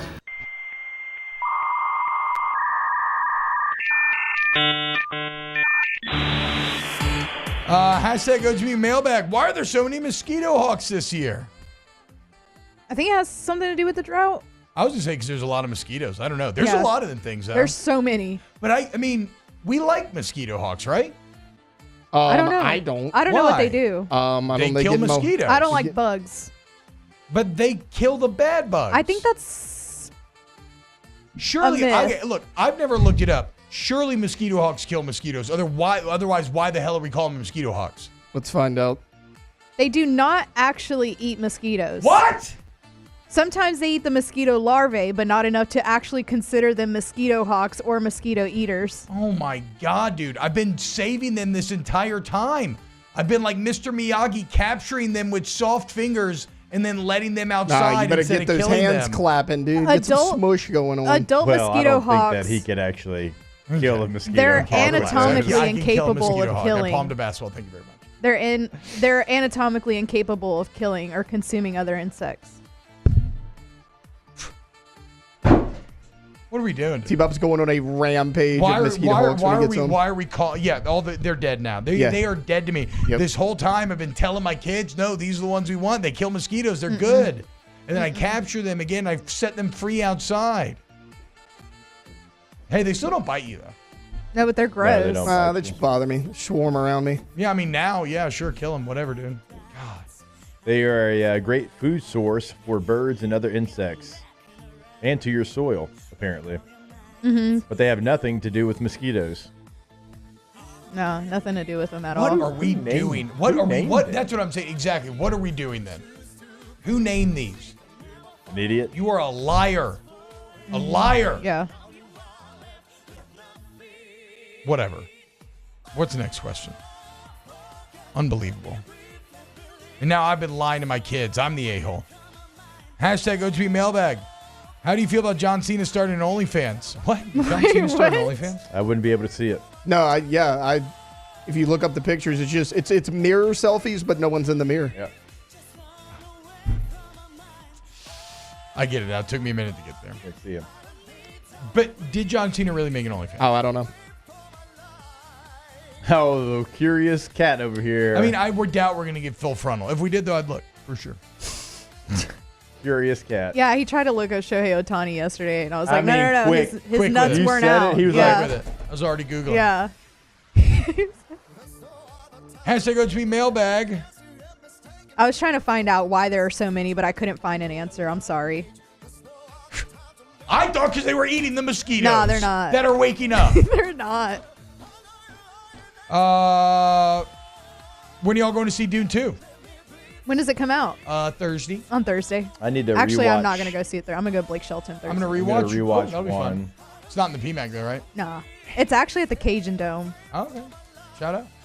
which we keep getting passed up for the Cajun Dome. The point in hand. Yeah. Our Right there. opening segment. There it is. Yep. Like there is the point. Mhm. I'm going to see it sometime this weekend. I've not nailed down a time yet. I'm very excited. Going to rewatch Dune 1 sometime in the next 2 nights. Probably over 2 nights, knowing what a little tired old man I'm getting to be. But yeah, I'm Only super thing that pumped. gets you to stay up is Real World New Orleans. Yeah, well, it's a Saturday.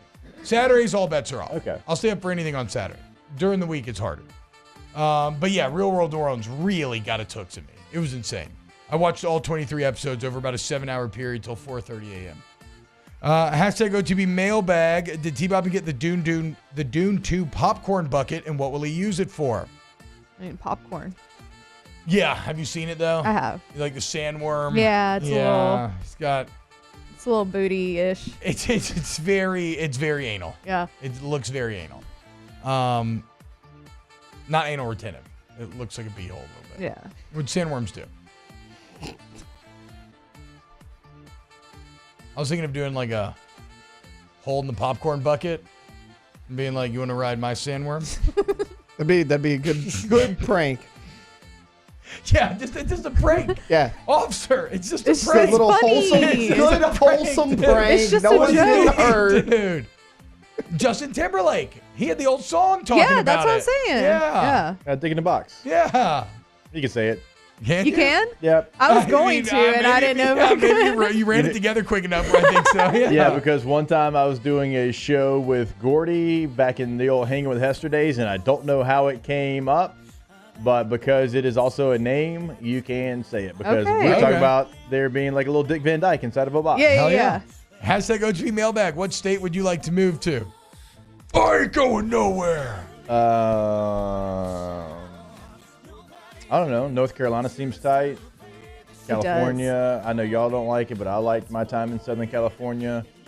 Colorado seems tight because it was. Yeah, there's 3. South Dakota. So I'm a man and I want to go crack rocks. Okay. Kind of a random one, but sure. Yeah. Wyoming. So when I go on that trip this summer, I may not come home, T-Bub. Yeah, let me know Where how you it goes, going? Alex. I really Montana, do. Yellowstone. That's going to be awesome. Oh, God, you're going to come back with a different wardrobe. I am. He's going to come back looking like Rip from Yeah, Yellowstone. yeah. Looking straight up. Yeah, a toothpick in his mouth. All right. T-Bob might pass out over this one. I've never seen a single episode of Yellowstone. Bruh. I never have. I mean, Not I a haven't really single either. I watched, episode. Oh, I you're watched saying because of 2. him. Like you He's saying always because- are like, yes, you're always okay, very sorry. stereotypical towards me. No, I misunderstood. Yes, white people love Yellowstone, obviously. So I'm Yellowstone's shocked really that you good. haven't. No, I've heard it's awesome. Never seen it. I've heard it's incredible. Everybody says it's great. The first but 2 it's or like, 3 it's like seasons the show that like manly men get nerdy about how Yeah. I get nerdy about Star Wars. Yeah. Like you see Ben McDonald like putting on his cowboy hat Yeah. for every episode. I Just think he has watching like at home. a vest. Yeah, Yeah. I think he has like that's a what I'm saying, Yellowstone yes. vest. Like manly men love cosplaying as the Duttons. To be fair, I stopped watching after the 3rd season, so it got a little redundant after that. There's a lot of Sheridan verse out there. Well, yeah, they have like, what, 3 spinoffs now? I think so. Yeah, I like Lioness from him. That was on Paramount. It's crazy too. I heard that he doesn't use a writing room. I think I heard that. Maybe fact check me on that. But like, that's an unbelievable amount of content for one person to be writing. I would just move back to Texas to answer the question. Don't trigger T-Bob. It'll be Trigger Bob if Why you don't say you just that bring your again. ass back then? Okay. Get your ass back over there. All right. You know anybody over there that works in radio? You can put me on? I'll find someone. Yeah. How about that? Okay, that's fine. Hashtag OTB Mailbag. How many hats does Jake own? 34. 100. A lot. Melon, probably 13 Melon hats. And if you start talking about LSU and MLB, and we're up there, boys. 25? Whew. Maybe. Something Like 25 that. that you actually wear, you're saying? Not like just like hats that maybe are in the closet. I mean, I would say that I actually wear is just, I only wear Melon really now. So 12 to 15. Okay. Hashtag OTB Mailbag. Best concert ever attended? John Williams in the Hollywood Bowl. No doubt. Either Taylor Swift or Garth Brooks. Eric Church. Ooh. It was a good one. I don't know. That's tough because, like, are we talking about like vibes? Or are we talking about like the musician himself? Are we talking Just what in I your don't mind, know, what's your man. best concert? I mean, I saw John Mayer in New Orleans was great. Saw Ugh. Michael Bublé in L.A. was great. I went to a Boobs concert. Very funny. Saw Morgan Wallen outside in Mobile at the fairgrounds. That was a good vibe. I don't know. Michael Bublé in what used to be the Staples Center. What's it now? Like Crypto.com or Crypto.com, but something? I think it's getting changed again. Even though Yeah, crypto's pumping no. again, by the way, boys. Bitcoin is like fully back. Oh, and sure. and Here comes the crypto you know bros are what. fully back, dude. Yeah, Bublé was great. Scam. Funny. Very funny. Know that the songs were great. Yeah. Interaction with the fans, even though it was a large arena, still felt like it was something like the Varsity, you know? Hashtag OTB Mailbag. At what price point does it get low enough for you to purchase crawfish for dinner?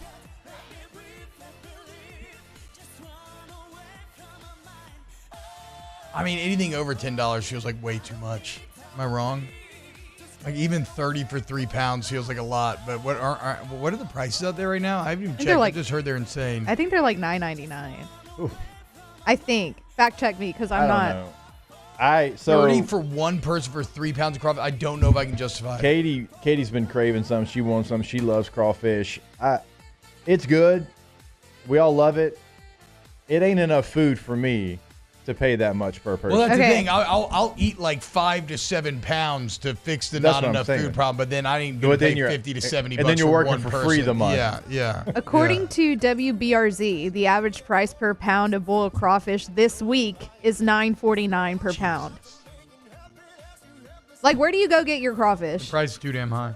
I go up plenty of places. I'm not. Yeah, I mean, anywhere. Okay, at like any corner. My boys went to school with somebody that created the crawfish app. Yeah. Where It'll you show download you, it, like, the what the different- prices are. Yeah, we did some work with the crawfish app one time. I can't remember what it was. So at Sammy's they're remember $9.95. Pit and Peel's $9.99. Tony's $8.99. Can't do it. Mm-mm. Can't do it. Not yet, guys. I'm really sorry. Yeah. Hashtag OTV mailbag. Should Cam Newton ever do another football camp? Probably not. Even though, by the way, Cam Newton's team won the camp. Just so everybody knows. His team won the 7-on-7 championship. So, suck it, nerds. Dang. All right, when we get back, Coach Kim Mulkey, keep it locked right here at OTB. Off the bench with Hester and T-Bob. Oh, man, we never played the Buble interview from NHL All-Star Week. We have to do that at some point on this show. That is pure off the bench, just like All-Star Toyota is pure off the bench and has been for multiple years. Go to All-Star Toyota Baton Rouge, allstartoyotabatonrouge.com today, and if you need to get your new vehicle, you need to lease a vehicle, maybe you want a Toyota certified used vehicle, or you're still getting a great deal, All-Star Toyota is a great place to do so. What if you need service? All makes and models welcome, walk-ins welcome, or you can schedule right there on the site. And remember, you're going to take advantage of the free professional estimate, the in-house parts, the shuttle service if you need it, the rental cars right there if you need it. It's all there for you. All-Star Toyota. Yeah, go to the website and check out what they have available when you're buying new, when you're leasing, and when you are renting, because the full fleet is available in all three of those processes, and something for everybody and every lifestyle. All-Star Toyota of Baton Rouge.com. Our listeners fire up their opinions on the jimsfirearms.net hotline at 499-1045. Keep listening for your next chance to shoot us your thoughts with the jimsfirearms.net hotline on 1045 ESPN Baton Rouge.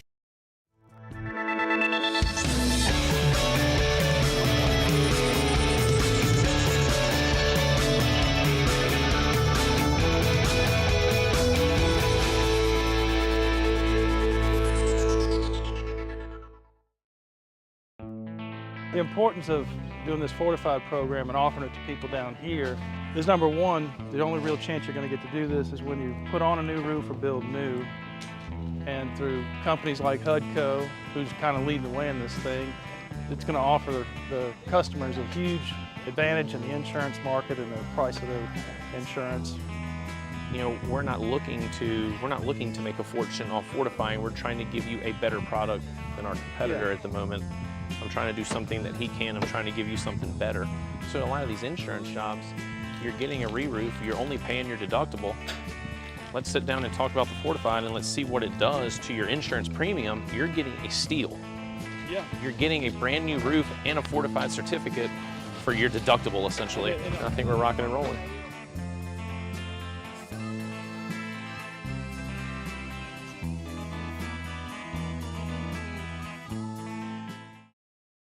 Breck teamed up to reimagine your parks, and you imagined big. With your help, we went to work, creating 12 beautiful community parks across the parish. A family-sized water park, miles and miles of trails, and parks just for your dogs.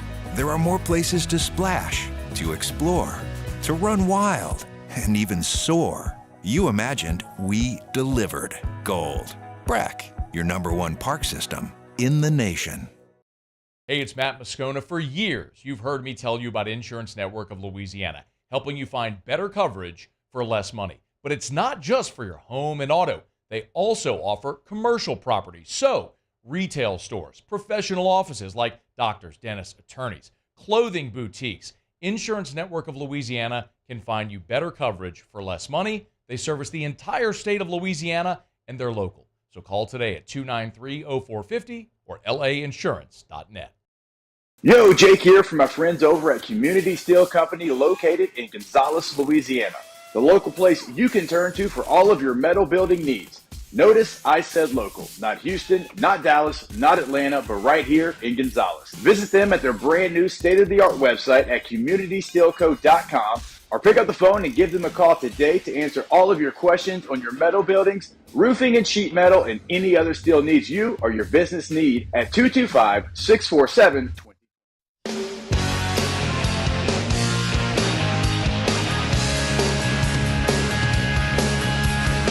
All-Star Toyota presents Off the Bench with Hester and T-Bob. ESPN Baton Rouge, New Orleans, Alexandria, and 1130 The Tiger. And y'all, welcome back, OTB. Right now, it's time to talk to our favorite coach on campus. That is Coach Kim Mulkey, fresh off a big-time week. Getting some revenge last Thursday, 71-66 against Auburn home, then hitting the road to Tennessee. Tough fought battle. Take him down, 75-60. Coach Mulkey, what's going on now? Top 10 in the country. How we feeling? Well, I would say we are winning some ball games, man. Mm-hmm. We got a few more to close this thing out. We got to go to Georgia tomorrow and play them on Thursday and come back for senior day and play those Kentucky Wildcats, and then wait for the 17th to see where the NCAA. Well, then we got conference tournament. I always seem to forget about conference tournaments, but you're always looking forward to the NCAA. But anyway, the 17th, the NCAA will announce the pairing. Coach, I want to talk about Angel Reese, just named National Naismith Player of the Week. 15 boards in 3 straight games. 25-20 against Auburn, 11-15 against Tennessee. I think it's her 7th time I read that she's gone for 25-20. And I was interested to hear your your comments. I believe this was post Auburn, where you were asked about Angel, and you basically said, "Look, she has been practicing her ass off, right? Like it's been a different speed, just like refuse to lose. You remember what Auburn did to y'all the first time." My question is, when it comes to like a star player like an Angel, how do you approach practice with her, right? Like, is it feasible for her to keep up that pace, whatever she showed you in these recent practices? Is that feasible over the course of a season? Or is it a situation where you have to accept that there's going to kind of be ebbs and flows? Well, I think anyone that's coached with me, T-Bob, will tell you when they describe Kim Mulkey. In fact, it was on the video from Leon Barmore on my 700s or whatever I won this year. And he said, "Kim, you're one of the greatest practice coaches I've ever been around." And so I think what he means there is I don't let players just slouch around and half-ass it in practice. You know, you're going to play like you practice. Now, I'm also very smart as I don't wear them out. I don't do drills to hurt them or put them in situations where we go for long periods of time. Go hard the amount of time we're out here, and the games will be secondary. And I think all great players, I shouldn't say this, but it's probably true, all great players figure that out. And through the course of a long season like we have, I think sometimes they try to just go through the motions, and it'll irritate me, and I'll challenge them because it is a long season for us. Yeah. I mean, you start in October, and here we are. You know, we don't finish until April if you make it to the Final Four. True. But there becomes that last month where there's a sense of urgency when you are a senior. You are going to take that uniform off for the last time, and you guys know this. There's no worse feeling than that. When you take it off for the last time, you never, ever put it back on. Now, she'll go play pro ball, but there's something about it that just resonates, and you don't have to motivate them. You don't have to say much. And I think that's where we are with Angel. She realizes it's winding down here. None of us hope that she leaves, but because she does have another year. But we all understand she came to us and said she only wanted to be here till she graduated and wanted to play 2 years. Same thing with Haley Van Lith. She said, "Coach, I want to come learn the point guard position and play for you for 1 year. And we'll recognize them on Sunday for the game as being seniors." But she really took it really to heart before we played Auburn. And she was just killing it in practice. Like, she's just so physical. And it just makes us better when she's playing and practicing like that. Coach, you mentioned Haley Van Lith there, and obviously the last time out, she had a great game. I mean, she scored 26 points. She had 7 boards, 3 assists, and 0 turnovers. To have her playing like that as you get ready for the most important part of the season, what's it been like the last couple of games to kind of see her coming to her own? I know maybe a little bit of more off-the-ball situations for her. Let me say this about Haley. I don't do social media, guys. Y'all know that. But I get information from coaches when I need to, and they just talk a lot about how Haley takes a lot of grief from people, and being in a new position, they don't give her much understanding. So I'm going to use this analogy. Football guys, you two are. Was Jayden Daniels the same player this year that he was last year? No. Absolutely not. Mm-hmm.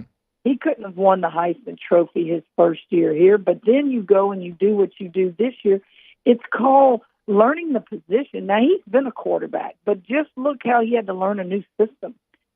So that's what I talk about when it's with Haley. I don't see anybody else volunteer to play point guard other than Poa. So when Poa goes in the game for us, which is her true position, it allows Haley to go back to the All-Stars.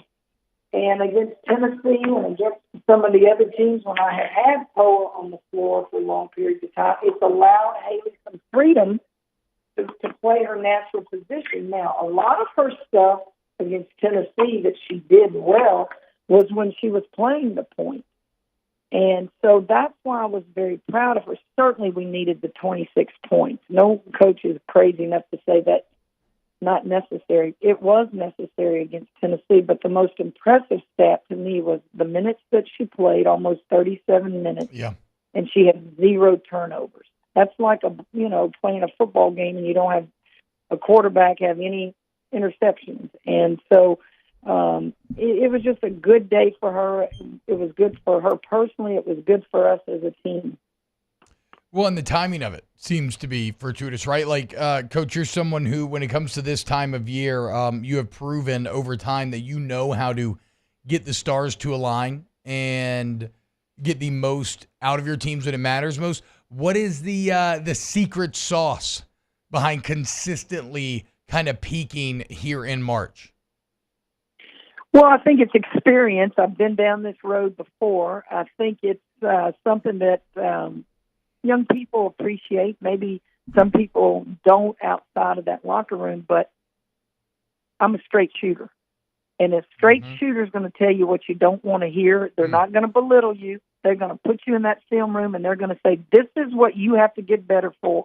This is what you got to get better at if we're going to go very far. And you've got time to fix it. And a lot of people don't want to hear the truth because they can't handle the truth. I think I have a way to communicate with each of them individually, but especially in a film room when they all can hear it. I think you take it to heart, and it's a tough love type of thing that doesn't start at the last minute. You build upon it throughout the year, and then you make sure along the way it's just natural for me to cut up with them, laugh with them, pat them on the back, wink with them, talk trash with them in the game. They feel me. Yeah. And I think it's something you either have as a coach or you don't have. People know when you're fake and people know when you're real. And I think the timing of all those things adds up. And then you make sure you're not afraid to make adjustments. Listen, I took Angel Reese out of that game at Tennessee, guys. Yeah. Angel Reese. Yeah. In the middle of a tough game. And, my son and everybody else, he goes, I've never seen a coach like you, Mom. He goes, you just pull the trigger. You don't get too high. You don't get too low. You stay emotional and intense, but you make decisions in the heat of the battle. And Angel needed to come out at that time. And it wasn't necessarily that I was upset with her. She was frazzled. She couldn't score a bucket. She needed a breather. And it also allowed Aaliyah to grow. Aaliyah goes in there and gets an and one. And so it's just decisions that you make. And I think what scares me the most about our profession, not just basketball, but just our profession, guys, is, young coaches are afraid to make tough decisions for a lot of reasons. And I'm not afraid to make a tough decision. And maybe that's my age. Maybe that's I've got skins on the wall. Maybe it's my personality. I don't know. But all I'm trying to do is win one more game and make that kid better.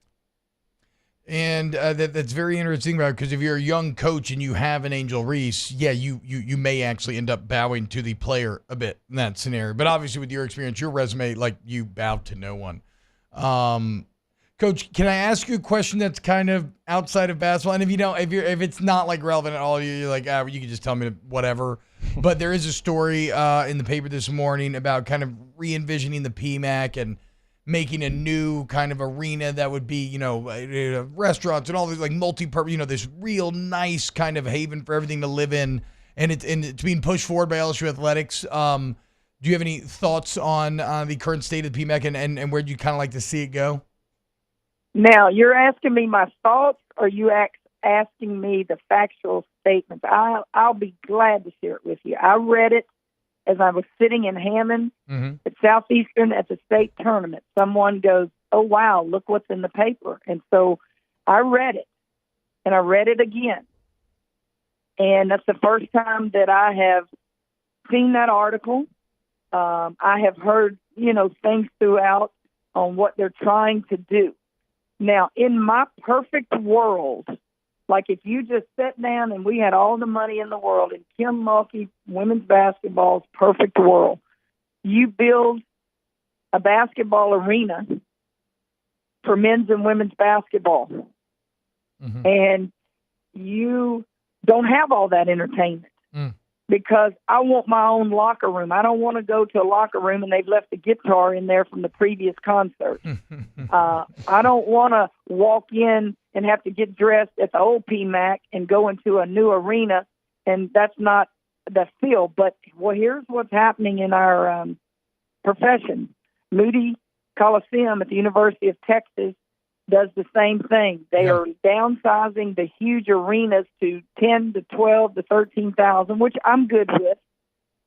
But they are having to get private investors and companies and people to have that as a multi-use facility is what it sounds like to me. And then they build around it, whether it's hotels or restaurants or whatever. That seems to be the new thing in order to get it paid for, it sounds like to me. Now, I'm speaking personally. I'm not speaking on behalf of LSU. They have not set us down. But here's the last thought I'm going to give on that, and I gave this answer to one of the people who sent the thing to me, the article last night. I said, I'll be on the beach or dead by the time that is finished. That is kind of what we talked about as well, is like our faith in the speed of the project is not necessarily the highest either, Coach. So. And I don't mean that ugly, but let's get real. Yeah. If you sat down today with investors and builders, how quickly are we talking about? No, you're right. You're right, Coach. It was kind of the core conceit of like our first two segments of the show. We're kind of discussing that, like, how much belief do you actually have in a vision like this coming to pass, much less in any sort of reasonable time frame, given it's Louisiana, and we. But here's the thing I am proud of. At least this is a step to recognizing we need a new one. Now, here's the question that you probably have discussed, and I will just say it out there. Is it really going to be a new PMAC? If we're keeping the old PMAC, you going to name both buildings PMAC? I haven't even thought about that. I have no idea. The PMAC is the PMAC. It sounds like it's not going anywhere. It may be renovated and some new places or some new offices put in there. But you can't have two PMACs. So what's the new building going to be? Is it going to be a corporate sponsor name? Is it going to? Who knows what it's going to be? I don't know. Before the KMAC. There you go. There we go. The KMAC, Coach. How about that? There you go. But here's the deal. Where are you going to put it? And people have said they're potentially going to put it where the track is. Well, by gosh, let's get that man a new track. Shavers won some national championships. He's got to compete with Oregon, who has state-of-the-art facilities. So let's start talking about on campus You're going to move that across the track by softball and baseball? Well, where? Let's get that moving. Natatorium. I went in there and spoke to the swimmers before their last meet. They need a new place. So let's take care of those people first so we can get that new facility over there. But here's what I will say for you two and your children and me. I do think it'll get done before I die. And it certainly will get done before your kids get to LSU and can enjoy it. How's that? There we go. There we go. Yeah, hell yeah, dude. Coach Kim Mulkey, the legend, the KMAC coming soon. Or, well, there you go. Relatively Y'all be good. soon. Have a great one, guys. All right, you have a great day, Coach. Thank you so much, the legend. All right, so obviously we went long there. I'm going to go ahead and pre-apologize here. We've been doing much better the last segment. This is not going to be one of those days. We'll come back, check in, and then we'll be back to break. But hour 3 coming up. We got a ton of great stuff coming your way. Keep it locked. Off the Bench with Hester and T-Bob. What segment? There was a third, right? CentralPlumbing.org, 925-8552, 925-8552. CentralPlumbing.org is the website. That's the phone number. You go to Central Plumbing today. If you are a licensed plumber or an apprentice and you want maybe a little switch, okay? Maybe you're not being treated correctly. Maybe if you're like an independent plumber, you're like sick of doing it on your... Look, whatever the case may be, you want top wages, you want full bennies, you want to work in a great environment, you want to hit up Central Plumbing. Send your resume to J-A-Y at centralplumbing.org. That's J-A-Y at centralplumbing.org. Immediate openings are available. And remember, if you're an apprentice, they have a great apprenticeship school to get you across that finish line and get you laying pipe, fixing pipe. So, centralplumbing.org, 925-8552 for 50 years of being your one-stop plumbing shop. So go check them out today. Again, if you're looking for a little job switch, see what Central Plumbing can offer you. CentralPlumbing.org, 925-8552. In times of need, get a full list of phone numbers, websites, and other important emergency information on the Demco Stormwatch page at 1045ESPN.com. There it is, the extra mile, on the border of expected and extraordinary, for those willing to go further, like vans customized for work or play, with safety and tech to keep you connected. Supported by a 5-star sales, service, and finance team. And backed by the 1-star you know. So go the extra mile. It's never crowded because so few have what it takes to go there. Mercedes-Benz Vans.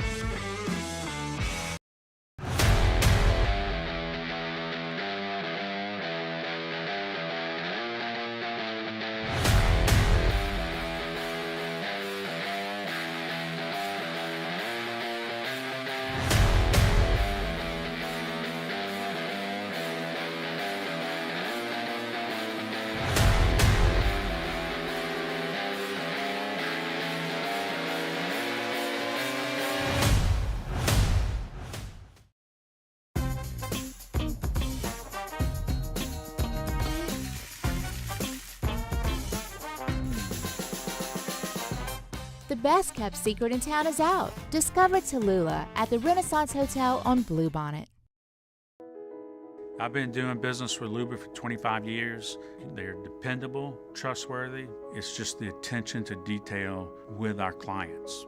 Our folks have years and years of experience. They're highly trained professionals. But many companies have that asset.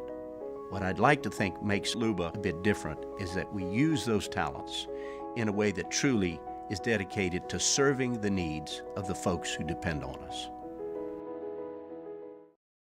Dylan Cruz here to tell you about Six Rings Baseball and Softball Camp. If you live on the North Shore and play ball, go to Six Rings Camps with former LSU assistant coach Dan Canaveri. His knowledge is second to none, and your child will improve and have fun doing it. Camps are held at Coquille Park and Six Rings Academy in Covington with 4 sessions over the summer. Full day and morning only sessions are available from ages 7 to 13. Go to sixringsbaseball.com or call 985-206-9096.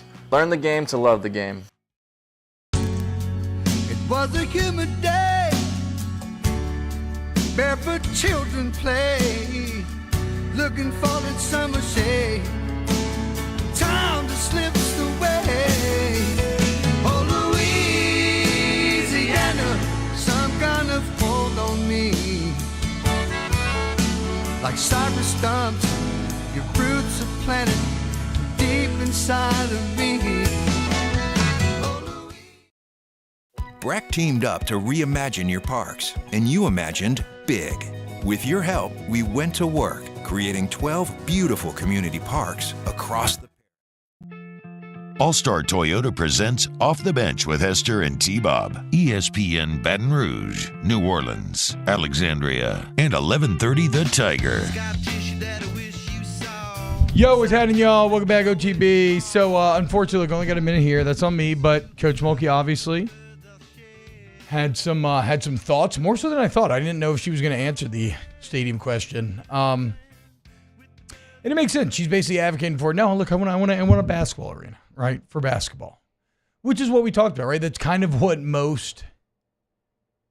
that's one of the big hurdles in getting projects like this done, is that everybody wants what is best for their situation, which is completely understandable. I said that earlier in the show. I'm not faulting anybody for that.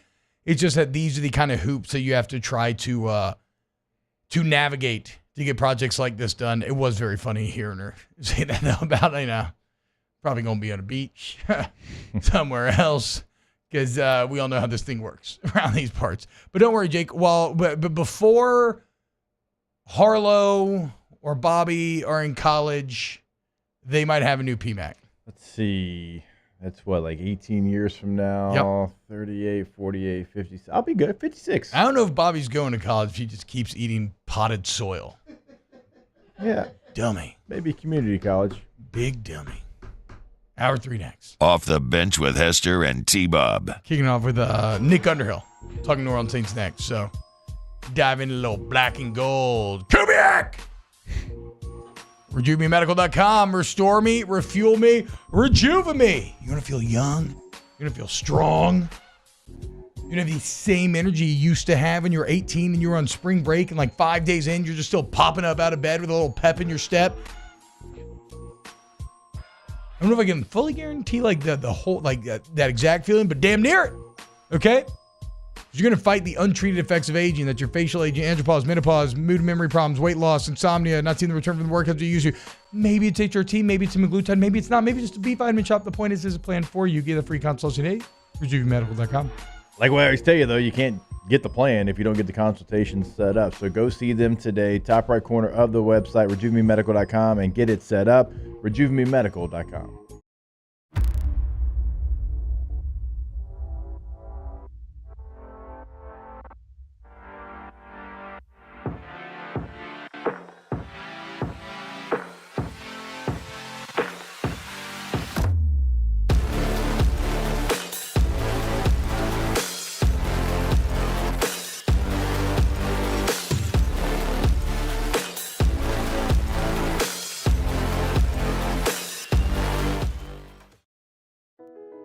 I've been doing business with Luba for 25 years.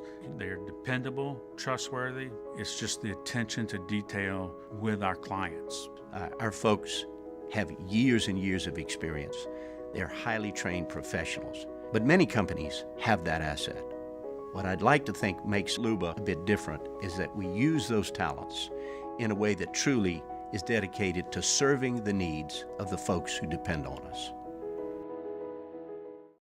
Dylan Cruz here to tell you about Six Rings Baseball and Softball Camp. If you live on the North Shore and play ball, go to Six Rings Camps with former LSU assistant coach Dan Canaveri. His knowledge is second to none, and your child will improve and have fun doing it. Camps were held at Coquille Park and Six Rings Academy in Covington with 4 sessions over the summer. Full day and morning only sessions are available from ages 7 to 13. Go to sixringsbaseball.com or call 985-206-9096.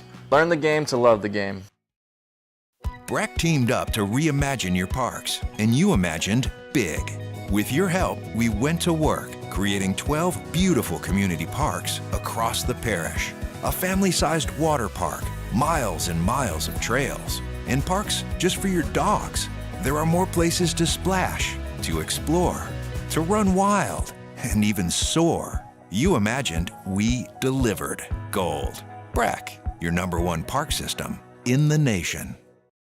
Hey, it's Matt Moscona. For years, you've heard me tell you about Insurance Network of Louisiana, helping you find better coverage for less money. But it's not just for your home and auto. They also offer commercial property. So, retail stores, professional offices like doctors, dentists, attorneys, clothing boutiques, Insurance Network of Louisiana can find you better coverage for less money. They service the entire state of Louisiana, and they're local. So call today at 293-0450 or lainsurance.net. Gulf Coast Bank and Trust is giving our customers the power to bank anywhere, anytime during this challenging event. And we're right there with you. Our mobile banking app is a smart way to manage your money and time. Gulf Coast Bank and Trust, the bank that cares about you.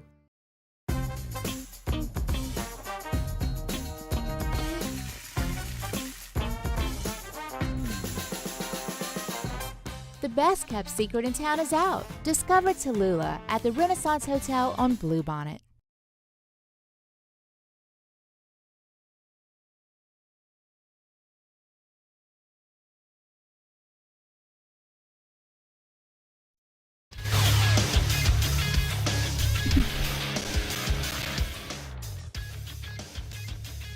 Good morning. It's 9 a.m. on Tuesday, February 27th. Today in Baton Rouge, expect sunny skies with a high of 79. In hour 3 of today's show, we'll kick things off with Nick Underhill of New Orleans Football at 9 a.m.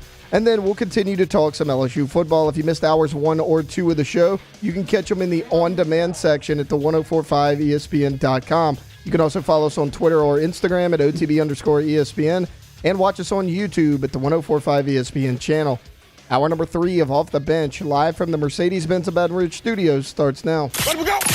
All-Star Toyota presents Off the Bench with Jacob Hester and T-Bob Hebert. Yeah. Off the Bench with Hester and T-Bob. Hey, they said I got to come off the bench. All-Star Toyota presents Off the Bench with Hester and T-Bob. Yo, yo, yo.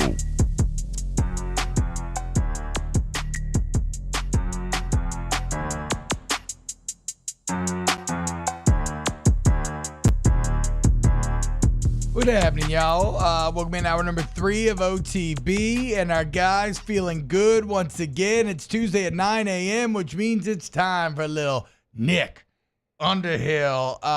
Nick, what's up? New Orleans Football is a site. Go check it out. Sub to the YouTube. 100K on YouTube. Massive congrats there. Got the new studio going on. What's up, brother? How we doing today? Doing great. How you guys doing? Doing well. Quick little news piece here. Maybe you can fill us into some context on what this actually means. But reported, yesterday by your own Mike Triplett, the former Raiders GM Dave Ziegler is going to be joining the Saints in an advisory role. So he was the Raiders general manager. We just continue to amass Raiders here. Does how much does that mean, do you think, to like the average fan? Is there an impact there? What's the deal here? It's just someone that's coming in. He's going to advise him on both just pro and college stuff. So just another guy to bounce ideas off of. Highly decorated scout. He was with the Patriots for like 8 or 9 years. National director of scouting there. Like just kind of rose through the ranks. And then he went to the Raiders, and he was a GM there, I believe, for 2 years. What's kind of interesting is he was on that staff that ushered Derek Carr out of Vegas. So it's kind of it's funny that his former boss is back here, kind of in that role. But look, I don't think it's anything that's like foundational changing or anything like that. It's just another guy that has a respected point of view in the room that they can bounce ideas off of, that can have input, that can, share some of his thoughts. But I'm not necessarily expecting it to be like a major change or anything. It's just, look, if there's a place where you can spend some money to upgrade, it's always in the front office. There's no cap. It's just kind of what you want to invest in it. And I think it's just getting another smart guy in the building. Nick, did you see the very long Warren Sharp tweet on the Saints cap? Which one? The one maybe. He's had many. No, I know what you're saying, but like the most recent one from like a couple of days ago that's making the rounds, because we talked about it yesterday, right? And I think where I land is like in one case, Sharp is missing the mark because a lot of the teams that almost fetishize cap space are not good teams anyway, and it's not like the Saints haven't gotten frontline players. But we did also maybe get to, but when you do what the Saints do, does that lower the margin of error than when you miss on like 3 out of 4 first-round picks? It becomes a bit of a disaster. Does it hurt you when it comes to spots 48 through 53 on a roster, which like Parcells used to talk about always being so important? So it kind of landed somewhere a bit in the middle. What's your reaction to Sharp saying that? Basically, I mean, what he gets at basically is that the Saints cap is the reason why they haven't been able to take advantage of a bad NFC South.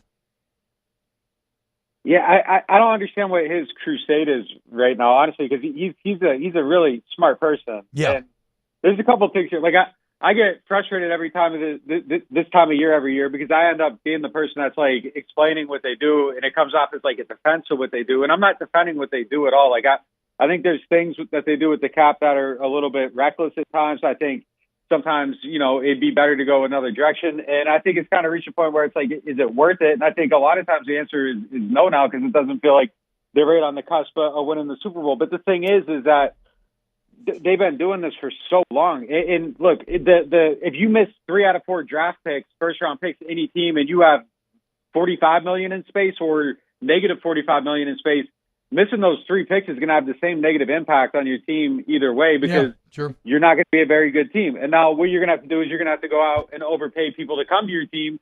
So now you have a whole new abyss. So like for every team, no matter how you manage the cap, like you have to hit on your draft picks. Now, is the margin of error more narrow, like when you're living this way? Yeah, because you don't have that money necessarily to go out and use it as an eraser. But here's the thing, like the Saints are going to get to like plus $35, $40 million in cap space. They're going to have all this money to go out and spend, and they're going to do what they do. I mean, last year, like if we want to talk about Warren Sharp's tweet, like, so last year, the reason they weren't good is because of cap space, but they signed the most expensive free agent on the market last year. So that doesn't add up to me as a viable reason, because they had the money to go out and get the most expensive player on the market. So I think it was probably more about coaching, execution, Derek Carr not necessarily picking up the offense to the peak ability until like the final 5 weeks of the season. I think that was probably more the reason than not having cap space. But like the thing is, with the way they manage it is like they're going to push.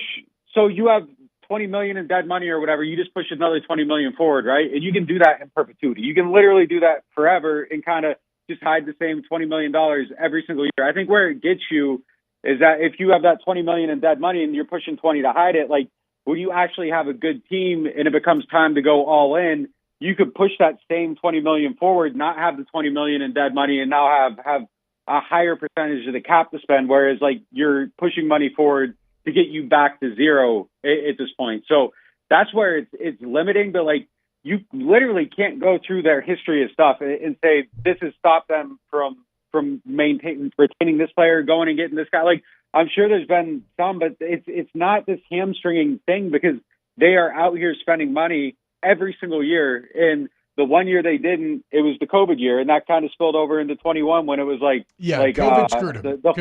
The whole plan, like to make everything work, the cap has to perpetually rise. Correct? Yeah, I mean, and that's the thing, but it's not.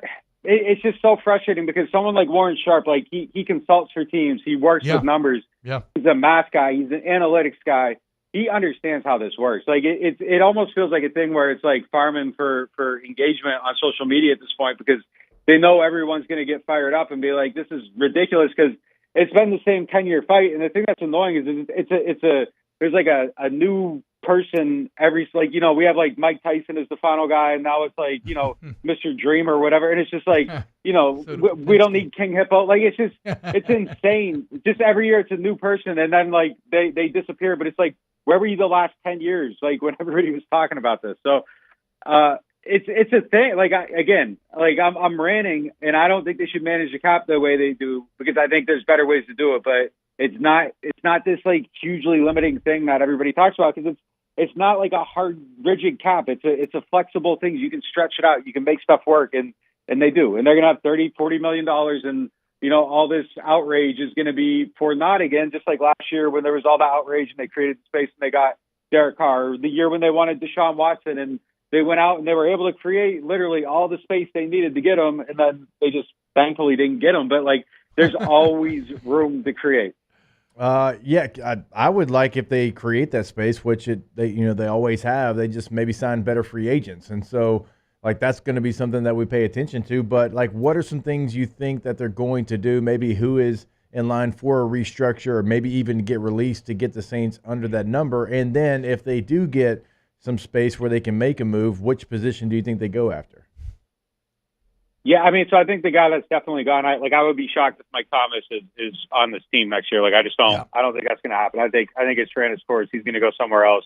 I think it's still definitely possible that that Marshawn Lattimore gets traded. But look, you can just kind of, if you open up over the cap and you just go down the list and you look at base salary, like anyone with the big number is probably going to get restructured or has to take a pay cut. Like I think Ryan Ramchek's probably a pay cut candidate at $17 million.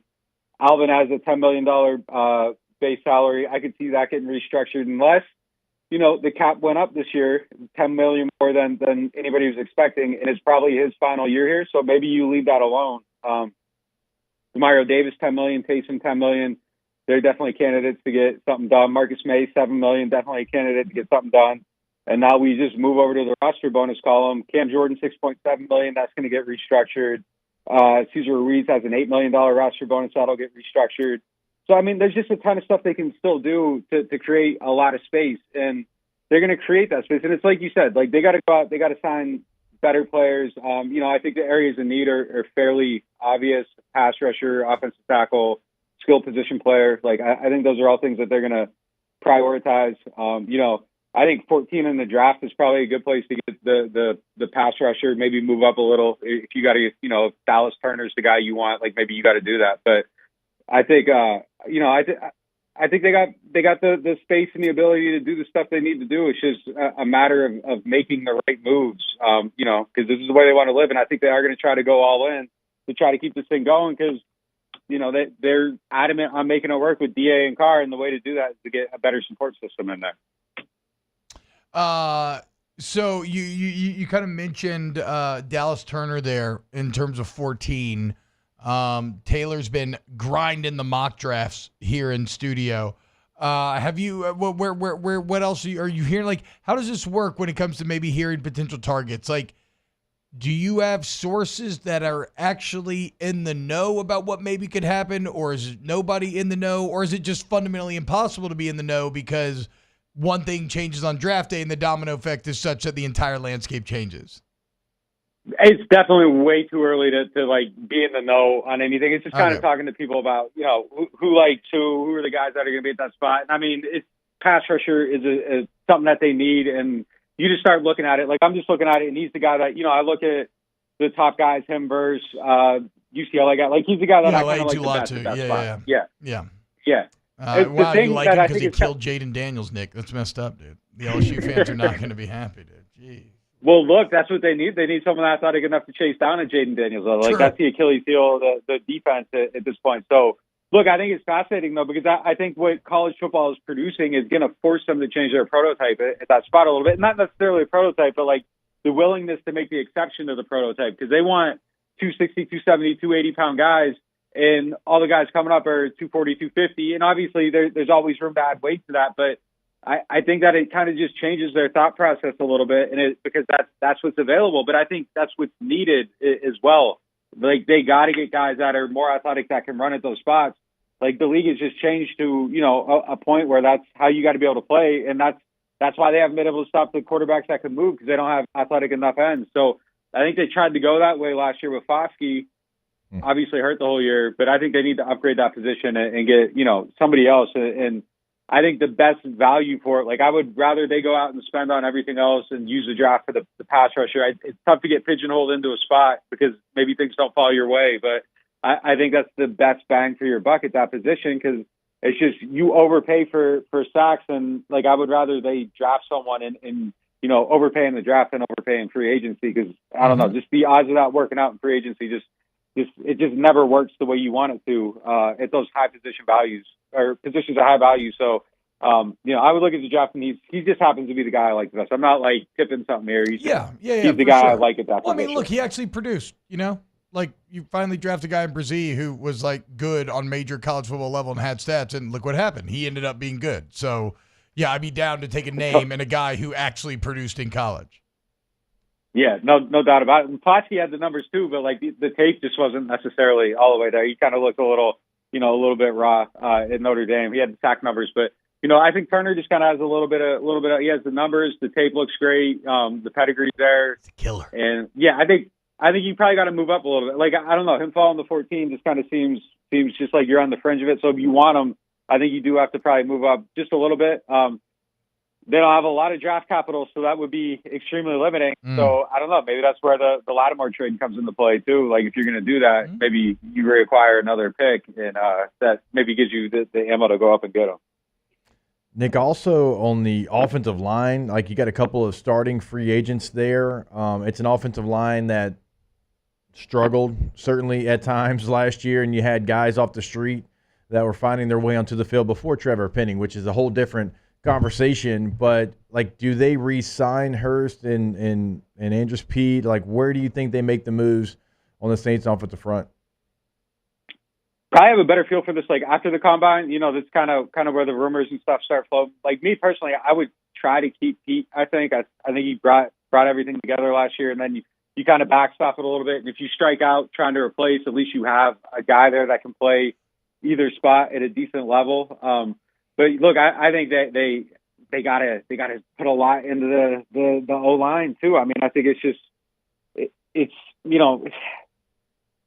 this system, like you got to have more athletic. Like I think the types of players that they want has to change a little bit. Like you need more athleticism at that other guard spot. Like I think James Hurst is a fine replacement level player. But like if you're running outside zone and you need a guy to play in space, like you need someone with a little bit more athleticism, I think, at that spot. So I think that's something that you got to try to upgrade for sure. I think the other tackle spot has to get better.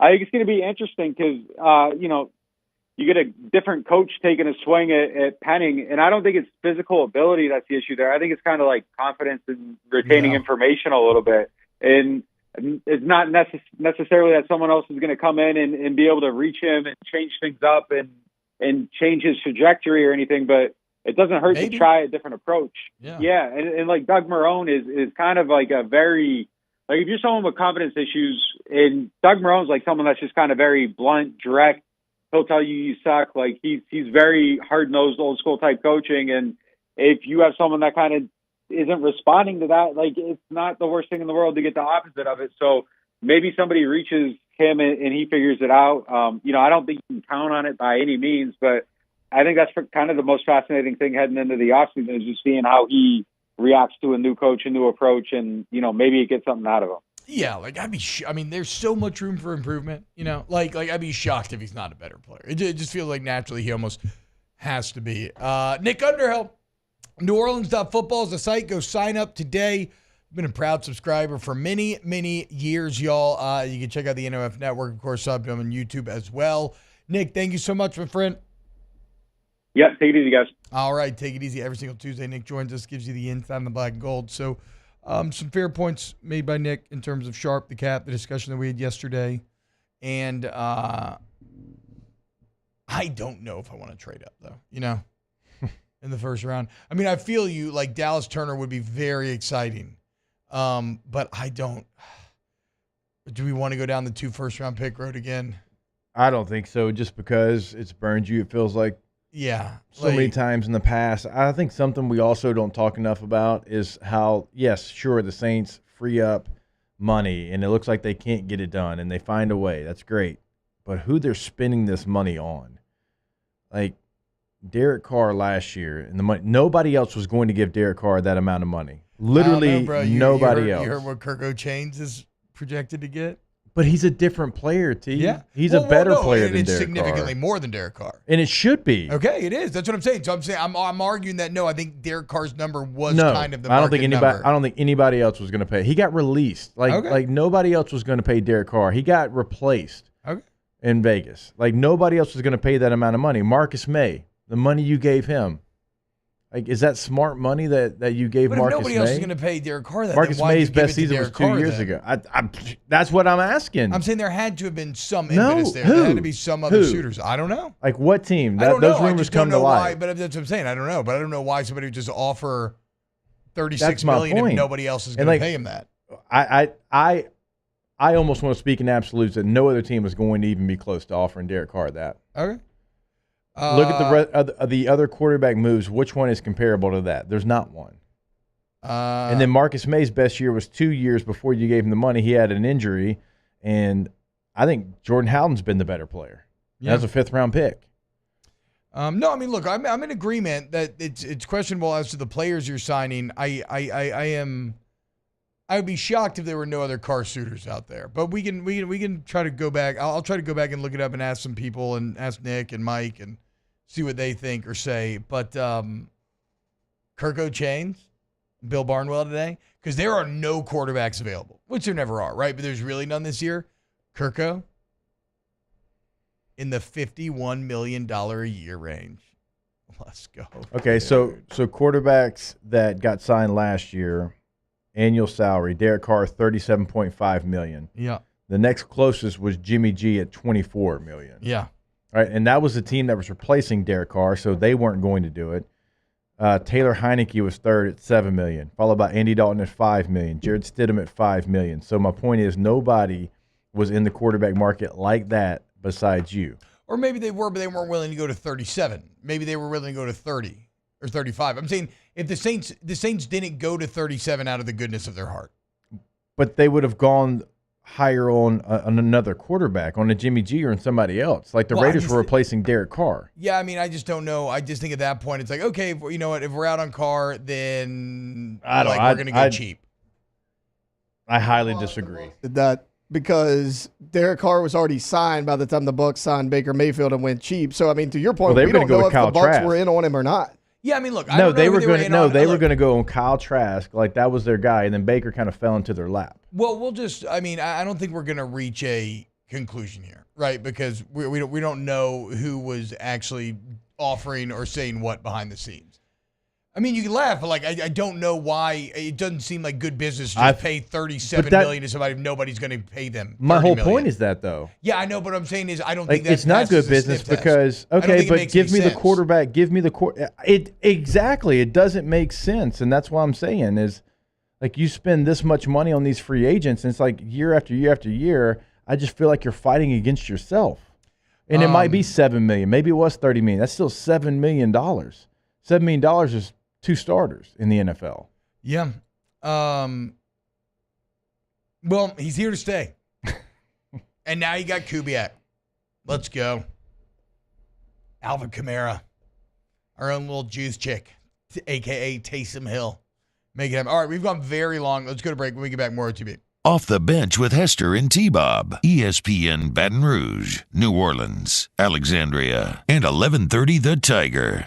All-Star Toyota of Baton Rouge.com. All-Star Toyota of Baton Rouge.com. Go to the website. You can explore all the vehicles that they can offer you. Maybe you want to look a Sienna like I got. Maybe you want a big old truck like a Tundra. Wrong. You know the ladies love a big truck.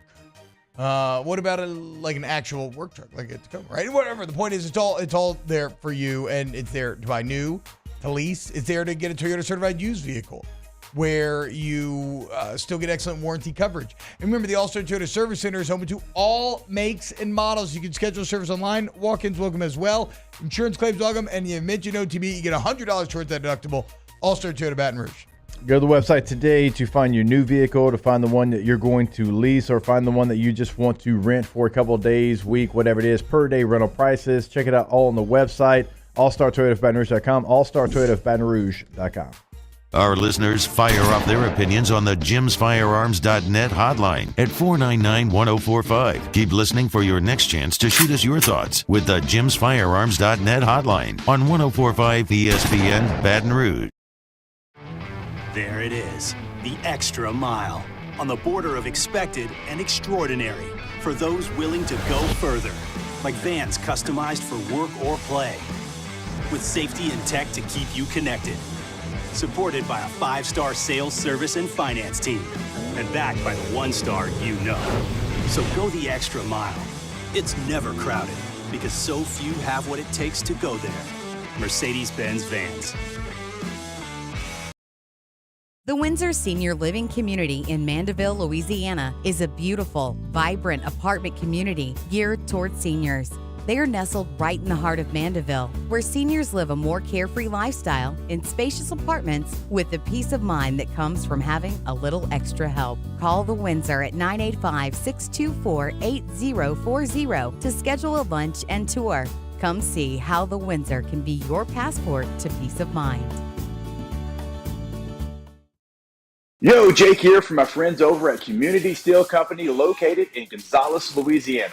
The local place you can turn to for all of your metal building needs. Notice I said local, not Houston, not Dallas, not Atlanta, but right here in Gonzales. Visit them at their brand new state-of-the-art website at communitysteelco.com or pick up the phone and give them a call today to answer all of your questions on your metal buildings, roofing and sheet metal, and any other steel needs you or your business need at 225-647-2020.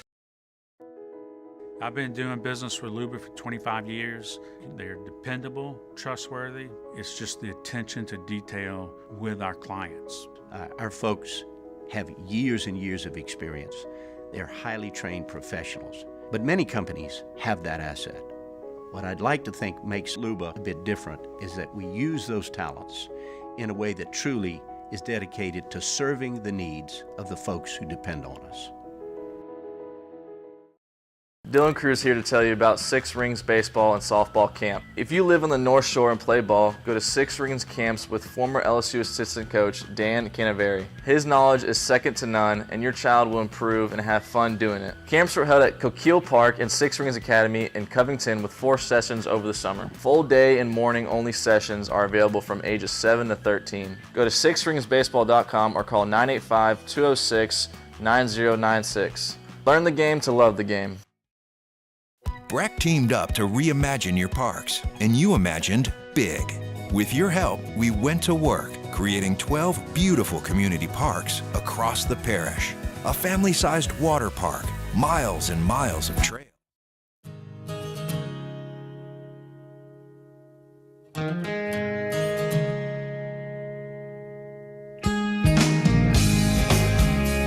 All-Star Toyota presents Off the Bench with Hester and T-Bob. ESPN Baton Rouge, New Orleans, Alexandria, and 1130 The Tiger.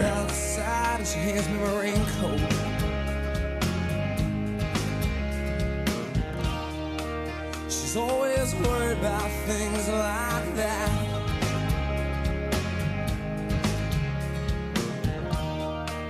Well, she said it's all gonna end and it might as well be my fault. Y'all, welcome back. OTB. Crush for the 90s. Sloan from Ferris Bueller. I mean, I just remember, again, I thought she's so charming, so beautiful. I was so in love. That, and then Karen Allen's smile from Raiders of the Lost Ark for me. Also, probably a little bit of Karen Allen's Sandlot mix in there for your boy as well. But what are the 90s? Kelly Kapowski. Easy. Final answer. It's Brittany Bear. That's the answer. Okay. It was late 90s, but still, yeah. It's always 90s. been Brittany. Okay. I'd said JT, but I got to give an honorable mention to my guy, Paul Rudd. Clueless. Oh, Clueless. Yeah. Looks literally the same. He looks the exact same. Another Rob Lowe vampire Yes. anti-ager, just does not get older for whatever reason. Paul Rudd still looking, just like he used to. Mm-hmm. Yeah, Brittany was right when I was becoming kind of, having my own personal awakening. Jeez. And I remember, I know I've told this on the air before, but what I think this is very funny. Like the links that a young horny boy's mind will go to. I used to fantasize about having like a Freaky Friday situation with Brittany where we body switch. And then I was going to take pictures of my boobs and I was going to mail the pictures to me so that when we switched back, I would then have a picture of Britney Spears. That's boobs. actually a really good idea. Kind of genius, right? That's what I'm saying. I don't see what could go wrong. I think that's kind of smart. Yeah. I like it. 2000s? Still kind of Britney era, but no, probably not. Maybe like a... Kate Beckinsale. Ooh, big Underworld fan. Yeah, huh? loved Underworld. Yeah, dude. That was such a good Underworld was movie, tight. yeah. Underworld movies were tight. I think I saw, and I still don't know why, because I don't remember them that much. I'm pretty sure I saw 2 or 3 Underworlds at midnight in theaters. And like they're not I know really, I saw one. They're not really movies that are You good go enough see like to, the midnight premiere. Yes, Yeah. and I love midnight. I used to love midnight a midnight premieres. premiere, Oh, yeah. God, so good. Just the absolute best. The vibes in the theater. Probably one of the most fun in-theater experience I've ever had was The Hangover at midnight. It was just a bunch of college kids and everybody. There's a lot of drinking going on. Everybody's raucous, acting a fool. When they show all the pictures, the picture montage at the end of the Hangover, that was everybody was dying, rolling. That was incredible. Yeah. One of my favorite memories ever, for sure. I think my first crush, which I guess would be the 2000s, it was either Ryan Sheckler or Nick Jonas. Oh, yes. I was in love with Ryan Sheckler. I didn't want to be Ryan Sheckler. I was in love with Ryan Sheckler. I love skateboarding. Yeah, I he used was to incredible. get those teeny magazines like J17 and stuff like that, and they'd always have posters in them. So I had like Ryan Sheckler posters on my wall. Oh, hell yes, dude. Hell yes. I was in love with him. It was like him and Nick Jonas. What about you, Taylor? 2000s? Yeah, Jessica Alba.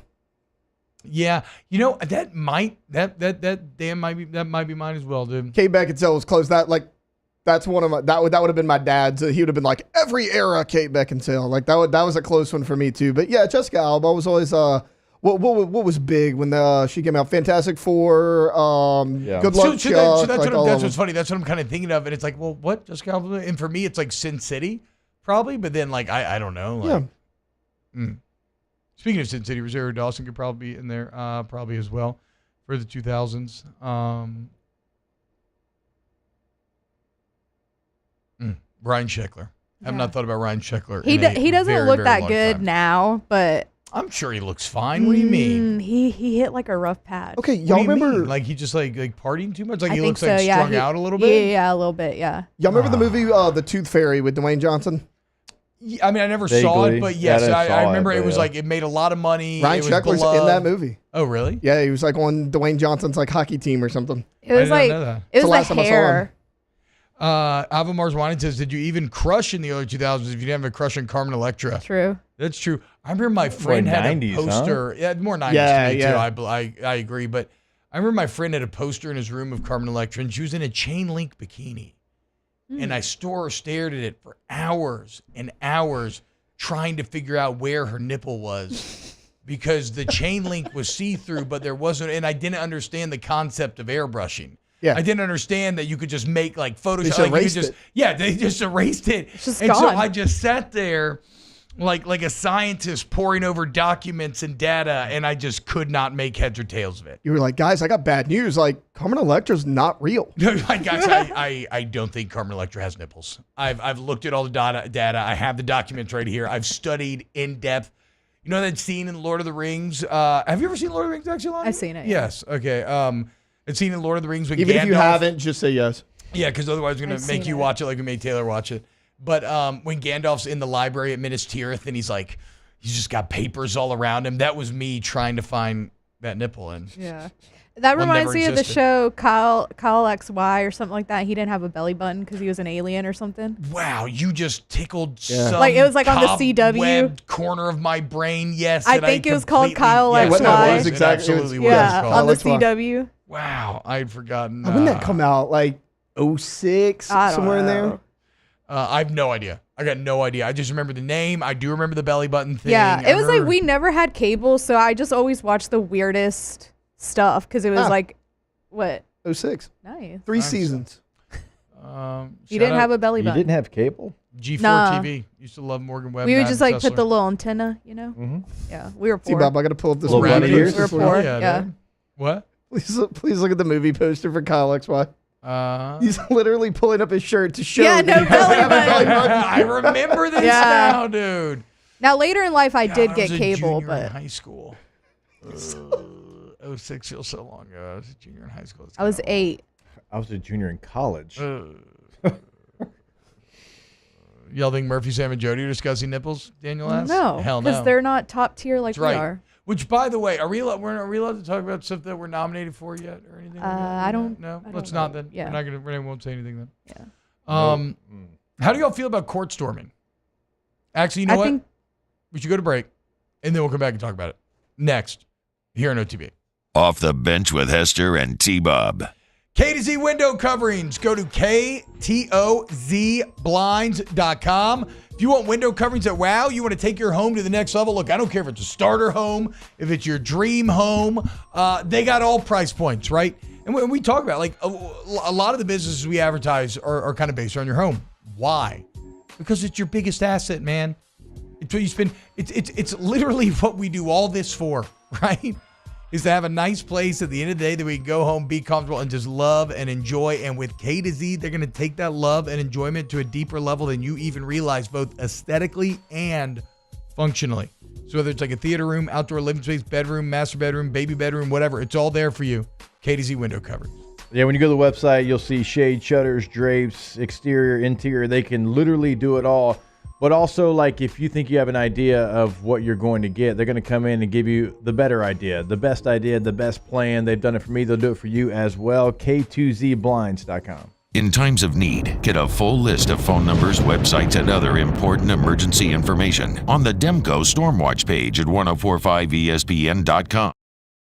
Happy New Year from your friends at Front to Back Boat Service. And what better way to kick off your new year than by taking your boat to the next level? Get the boat of your dreams, and that's where Front to Back comes into play.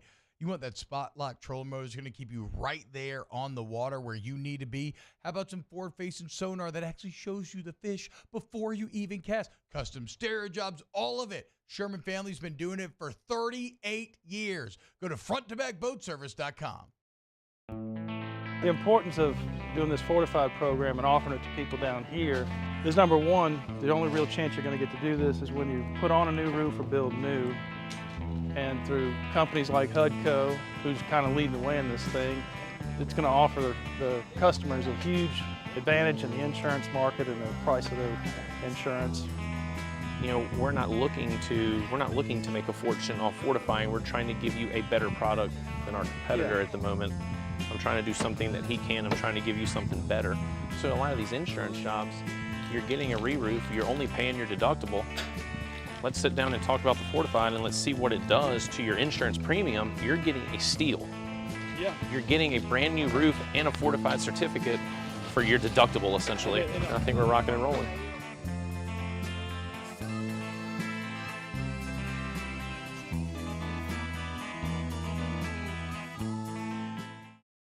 Yo, Jake here from my friends over at Community Steel Company located in Gonzales, Louisiana. The local place you can turn to for all of your metal building needs.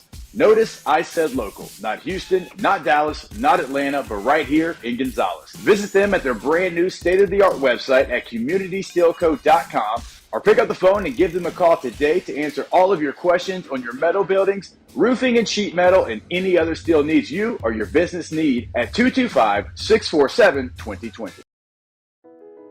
I've been doing business with Luba for 25 years. They're dependable, trustworthy. It's just the attention to detail with our clients. Our folks have years and years of experience. They're highly trained professionals. But many companies have that asset. What I'd like to think makes Luba a bit different is that we use those talents in a way that truly is dedicated to serving the needs of the folks who depend on us.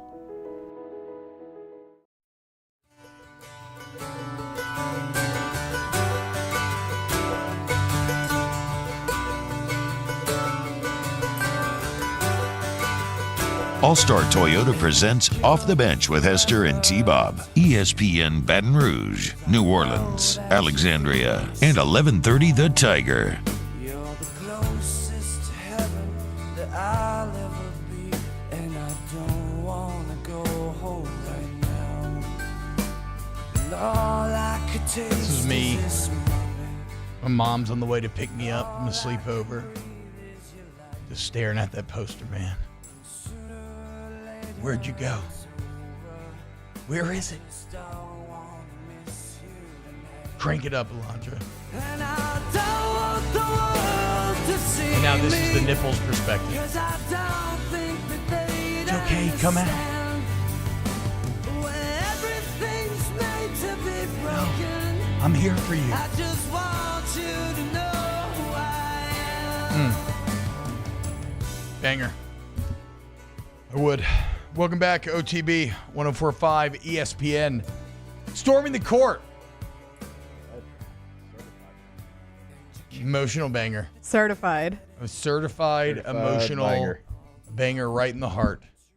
Just gets you every single. No, it gets me right in the heart is what I mean. Yeah. Banger. Yeah. I barely know her. Yeah, thank you. Yes, exactly. There we go.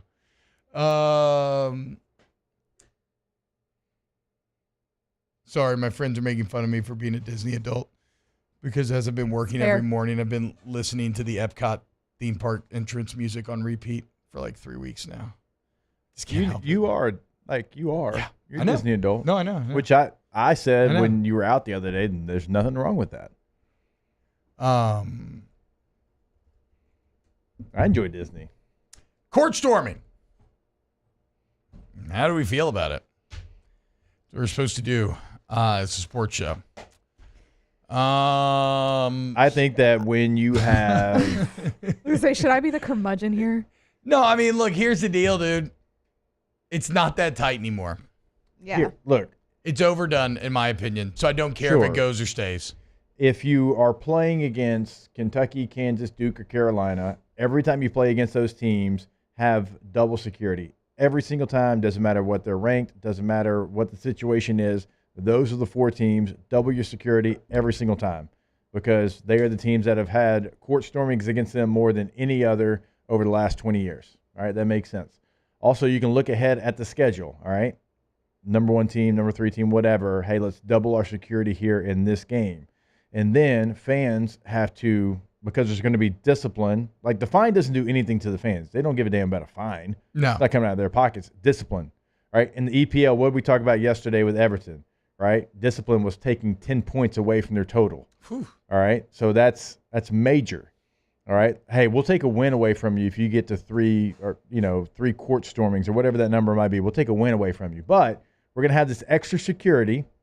And if y'all do win the game, you have to allow the extra security to get the other team and coach off of the floor into the locker room, and then you storm like you've never stormed before. Get at it, have fun. Because basketball is different than football. In football, when you rush a field, it's a gigantic field. It's 120 yards long. It's, with the sidelines and maybe some extra room, 65 yards wide and often, in different places. Okay? So when you storm that, well, you got more room to maneuver. Like, you can get out of the way. Basketball, man, when they storm the court, they are on you quick. The problem is they're just doing it too often, dude. Like I said, it's lost the luster. Everybody just wants to have it on their Instagram story, and it's just, I mean, when you see them storm too, it's everybody just selfie videoing themselves. Well, because they want people to be like, look how cool this guy is. He's got it on his Instagram and his Snapchat story, and then the other schools are like, well, they did it at Auburn, and they got a bunch of views on theirs. I want views on mine. So when LSU beats number 13 Kentucky, for example, I feel like that happened recently. But that doesn't matter. But, look at the joy that was on Matt McMahon's face when they stormed the court. That man had a grin from ear to ear because he took over a program that didn't have a single player signed up for it. Not one player. Yeah. He takes over. It was him. That was it. And to go from there just a year ago to storming the court because you just beat Kentucky, your second-ranked win in a row, Matt McMahon enjoyed every single moment of that. He stayed, he took pictures, he took selfies, he did the entire deal, and you can tell what that moment meant for him. And so, I don't want to throw a blanket over it and say, let's never do that again, and I don't want to gatekeep it either. I don't want to do that because, for him, that was – you could tell what the moment meant for him. Yeah, so I agree that it still means a lot to a lot of people, but it still happens too much to me now. Yeah. That's very fair about what you said about Coach Matt McMahon, about him being super happy about it. But I agree with T-Bob. It happens way too often. And you know how to stop it? You just tase everybody that you can. You're not going to get everybody, but you tase 7 or 8 people. Everybody else will be like, wait a minute, I don't want to get tased. Dude. No, I mean, I just feel like, okay, if Appalachian State back in 2007 would have beaten Michigan at their place, that's a field storming incident. If you're a bad program and you beat number 1 in the country, that is a field storming incident. LSU did it LSU, but there's no codified should rules LSU around done it against Alabama last year in football? No. I would say no. I would say I no. don't think so either. Now, it was a big overtime win. I would still say no. I mean, crazy. They haven't been that team in that stadium in a decade. I'm never telling anybody necessarily don't do it if you want. I was but at the game. It was tight. I would also, I mean, no, look, I've said the Georgia one was pretty cool from a few years ago when like I was Mardi in Gras that one, That's too. the only one where I was like, yeah. Everybody was dancing, Yeah. having fun, but I don't know. I don't really care. Yeah. Like Well, if that's you where I'm wanted at. if you wanted to outlaw it, I'm like, yeah, go ahead. Like I'm Yeah. not like, oh, I need it.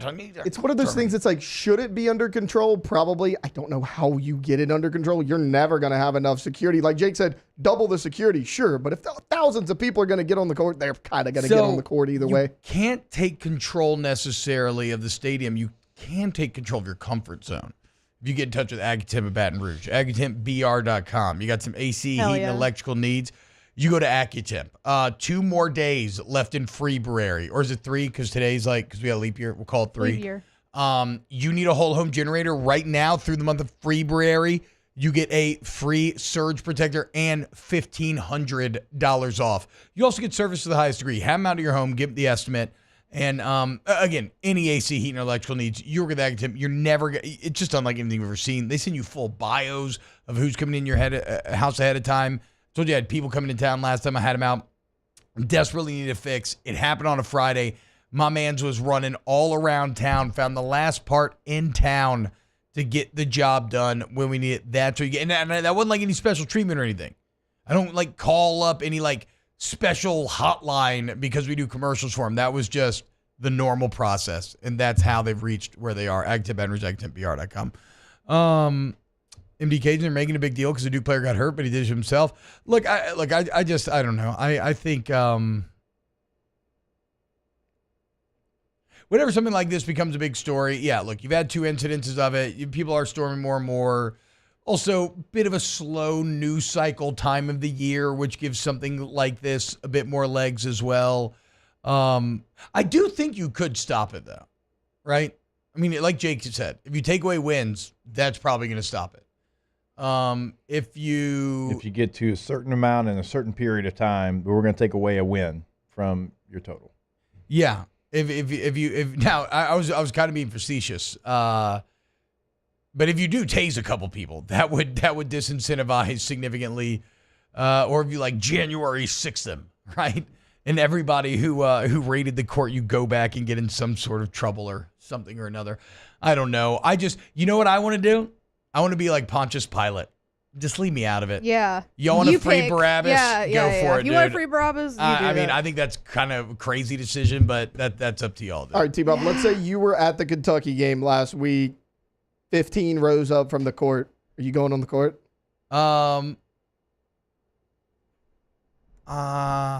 I'm beating the traffic to the parking lot. Yeah, I personally. mean, that sucks. That's where I'm at. No But that's where it feels, I'm like, that's I'm where not it going, feels yeah. like my head is at no now. contraflow traffic for me, but But if I didn't have kids with me, I'd probably be on that court, maybe. Okay.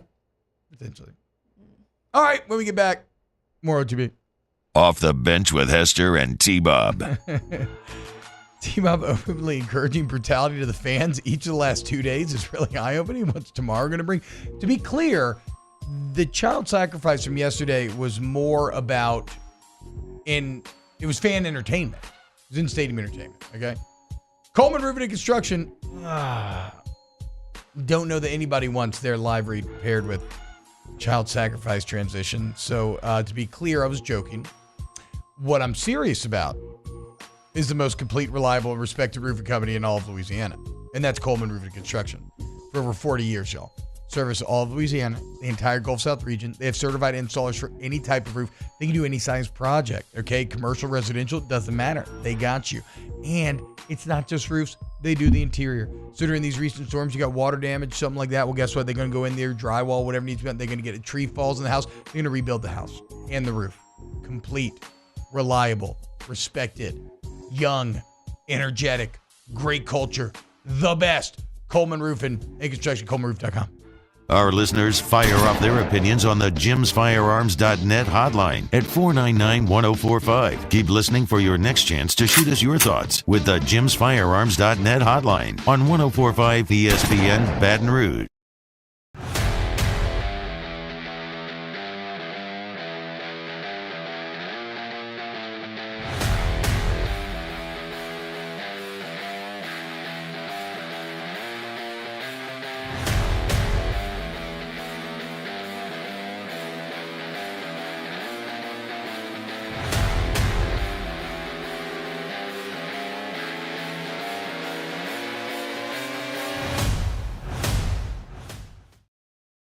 Breck teamed up to reimagine your parks, and you imagined big. With your help, we went to work, creating 12 beautiful community parks across the parish. A family-sized water park, miles and miles of trails, and parks just for your dogs. There are more places to splash, to explore, to run wild, and even soar. You imagined, we delivered gold. Breck, your #1 park system in the nation. Hey, it's Matt Moscona. For years, you've heard me tell you about Insurance Network of Louisiana, helping you find better coverage for less money. But it's not just for your home and auto. They also offer commercial property. So, retail stores, professional offices like doctors, dentists, attorneys, clothing boutiques. Insurance Network of Louisiana can find you better coverage for less money. They service the entire state of Louisiana, and they're local. So call today at 293-0450 or lainsurance.net. Yo, Jake here from my friends over at Community Steel Company located in Gonzales, Louisiana. The local place you can turn to for all of your metal building needs. Notice I said local, not Houston, not Dallas, not Atlanta, but right here in Gonzales. Visit them at their brand new state-of-the-art website at communitysteelco.com or pick up the phone and give them a call today to answer all of your questions on your metal buildings, roofing and sheet metal, and any other steel needs you or your business need at 225-647-2020. I've been doing business with Luba for 25 years. They're dependable, trustworthy. It's just the attention to detail with our clients. Our folks have years and years of experience.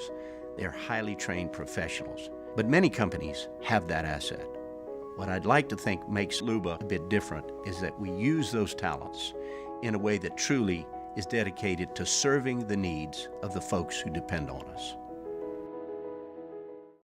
Dylan Cruz here to tell you about Six Rings Baseball and Softball Camp. If you live on the North Shore and play ball, go to Six Rings Camps with former LSU assistant coach Dan Canaveri. His knowledge is second to none, and your child will improve and have fun doing it. Camps are held at Coquille Park and Six Rings Academy in Covington with 4 sessions over the summer. Full day and morning only sessions are available from ages 7 to 13. Go to sixringsbaseball.com or call 985.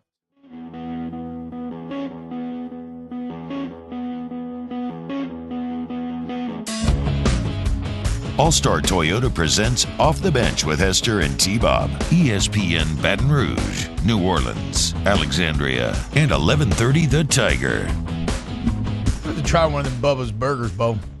Advocate had an article today talking about 5 burgers. I didn't love all the, but they weren't looking for the top 5. It seems like it's going to be a series of articles. Some of the burger choices were interesting. They had like Jay Alexander's in there.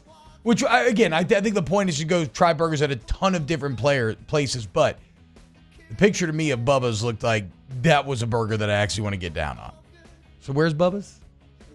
It's in Walker, a little bit north of the city. I don't know, maybe 5 miles from the interstate. I mean, it's a little bit.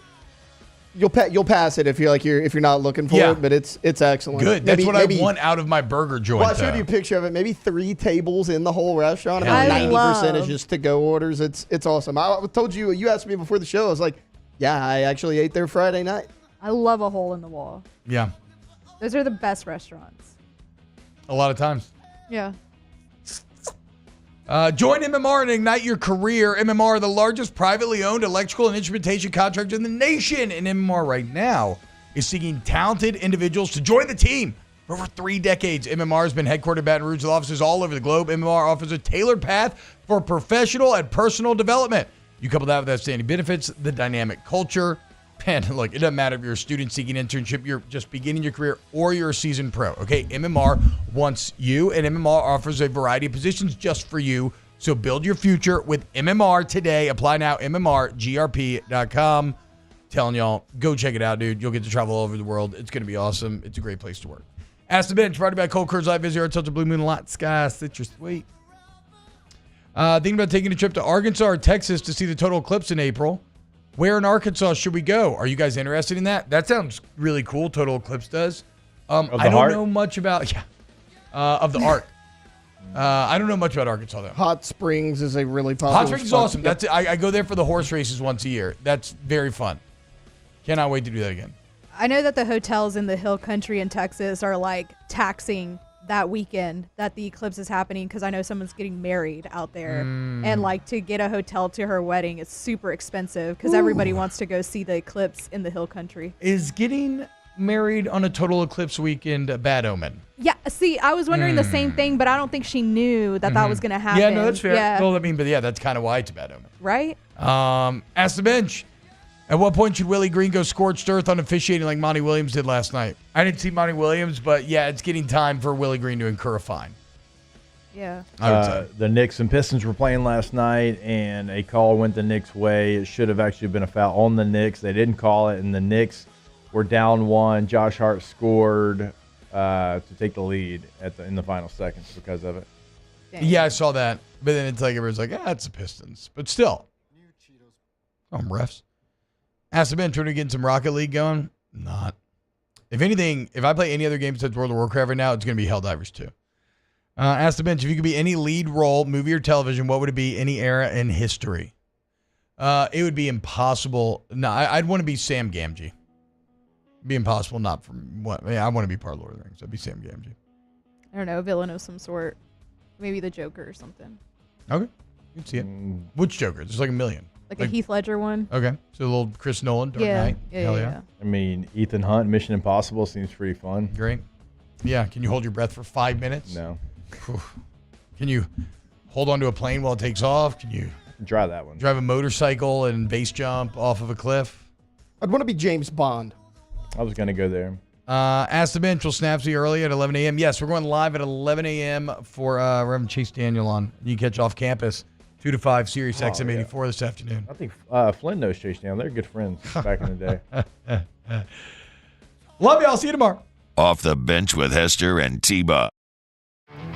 There it is, the extra mile, on the border of expected and extraordinary, for those willing to go further, like vans customized for work or play, with safety and tech to keep you connected, supported by a 5-star sales, service, and finance team, and backed by the 1-star you know. So go the extra mile. It's never crowded, because so few have what it takes to go there. Mercedes-Benz Vans.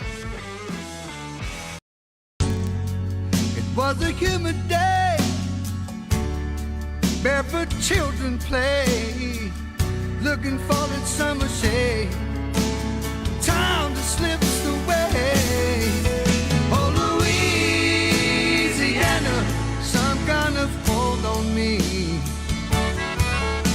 Like cypress stumps, your roots are planted deep inside of me.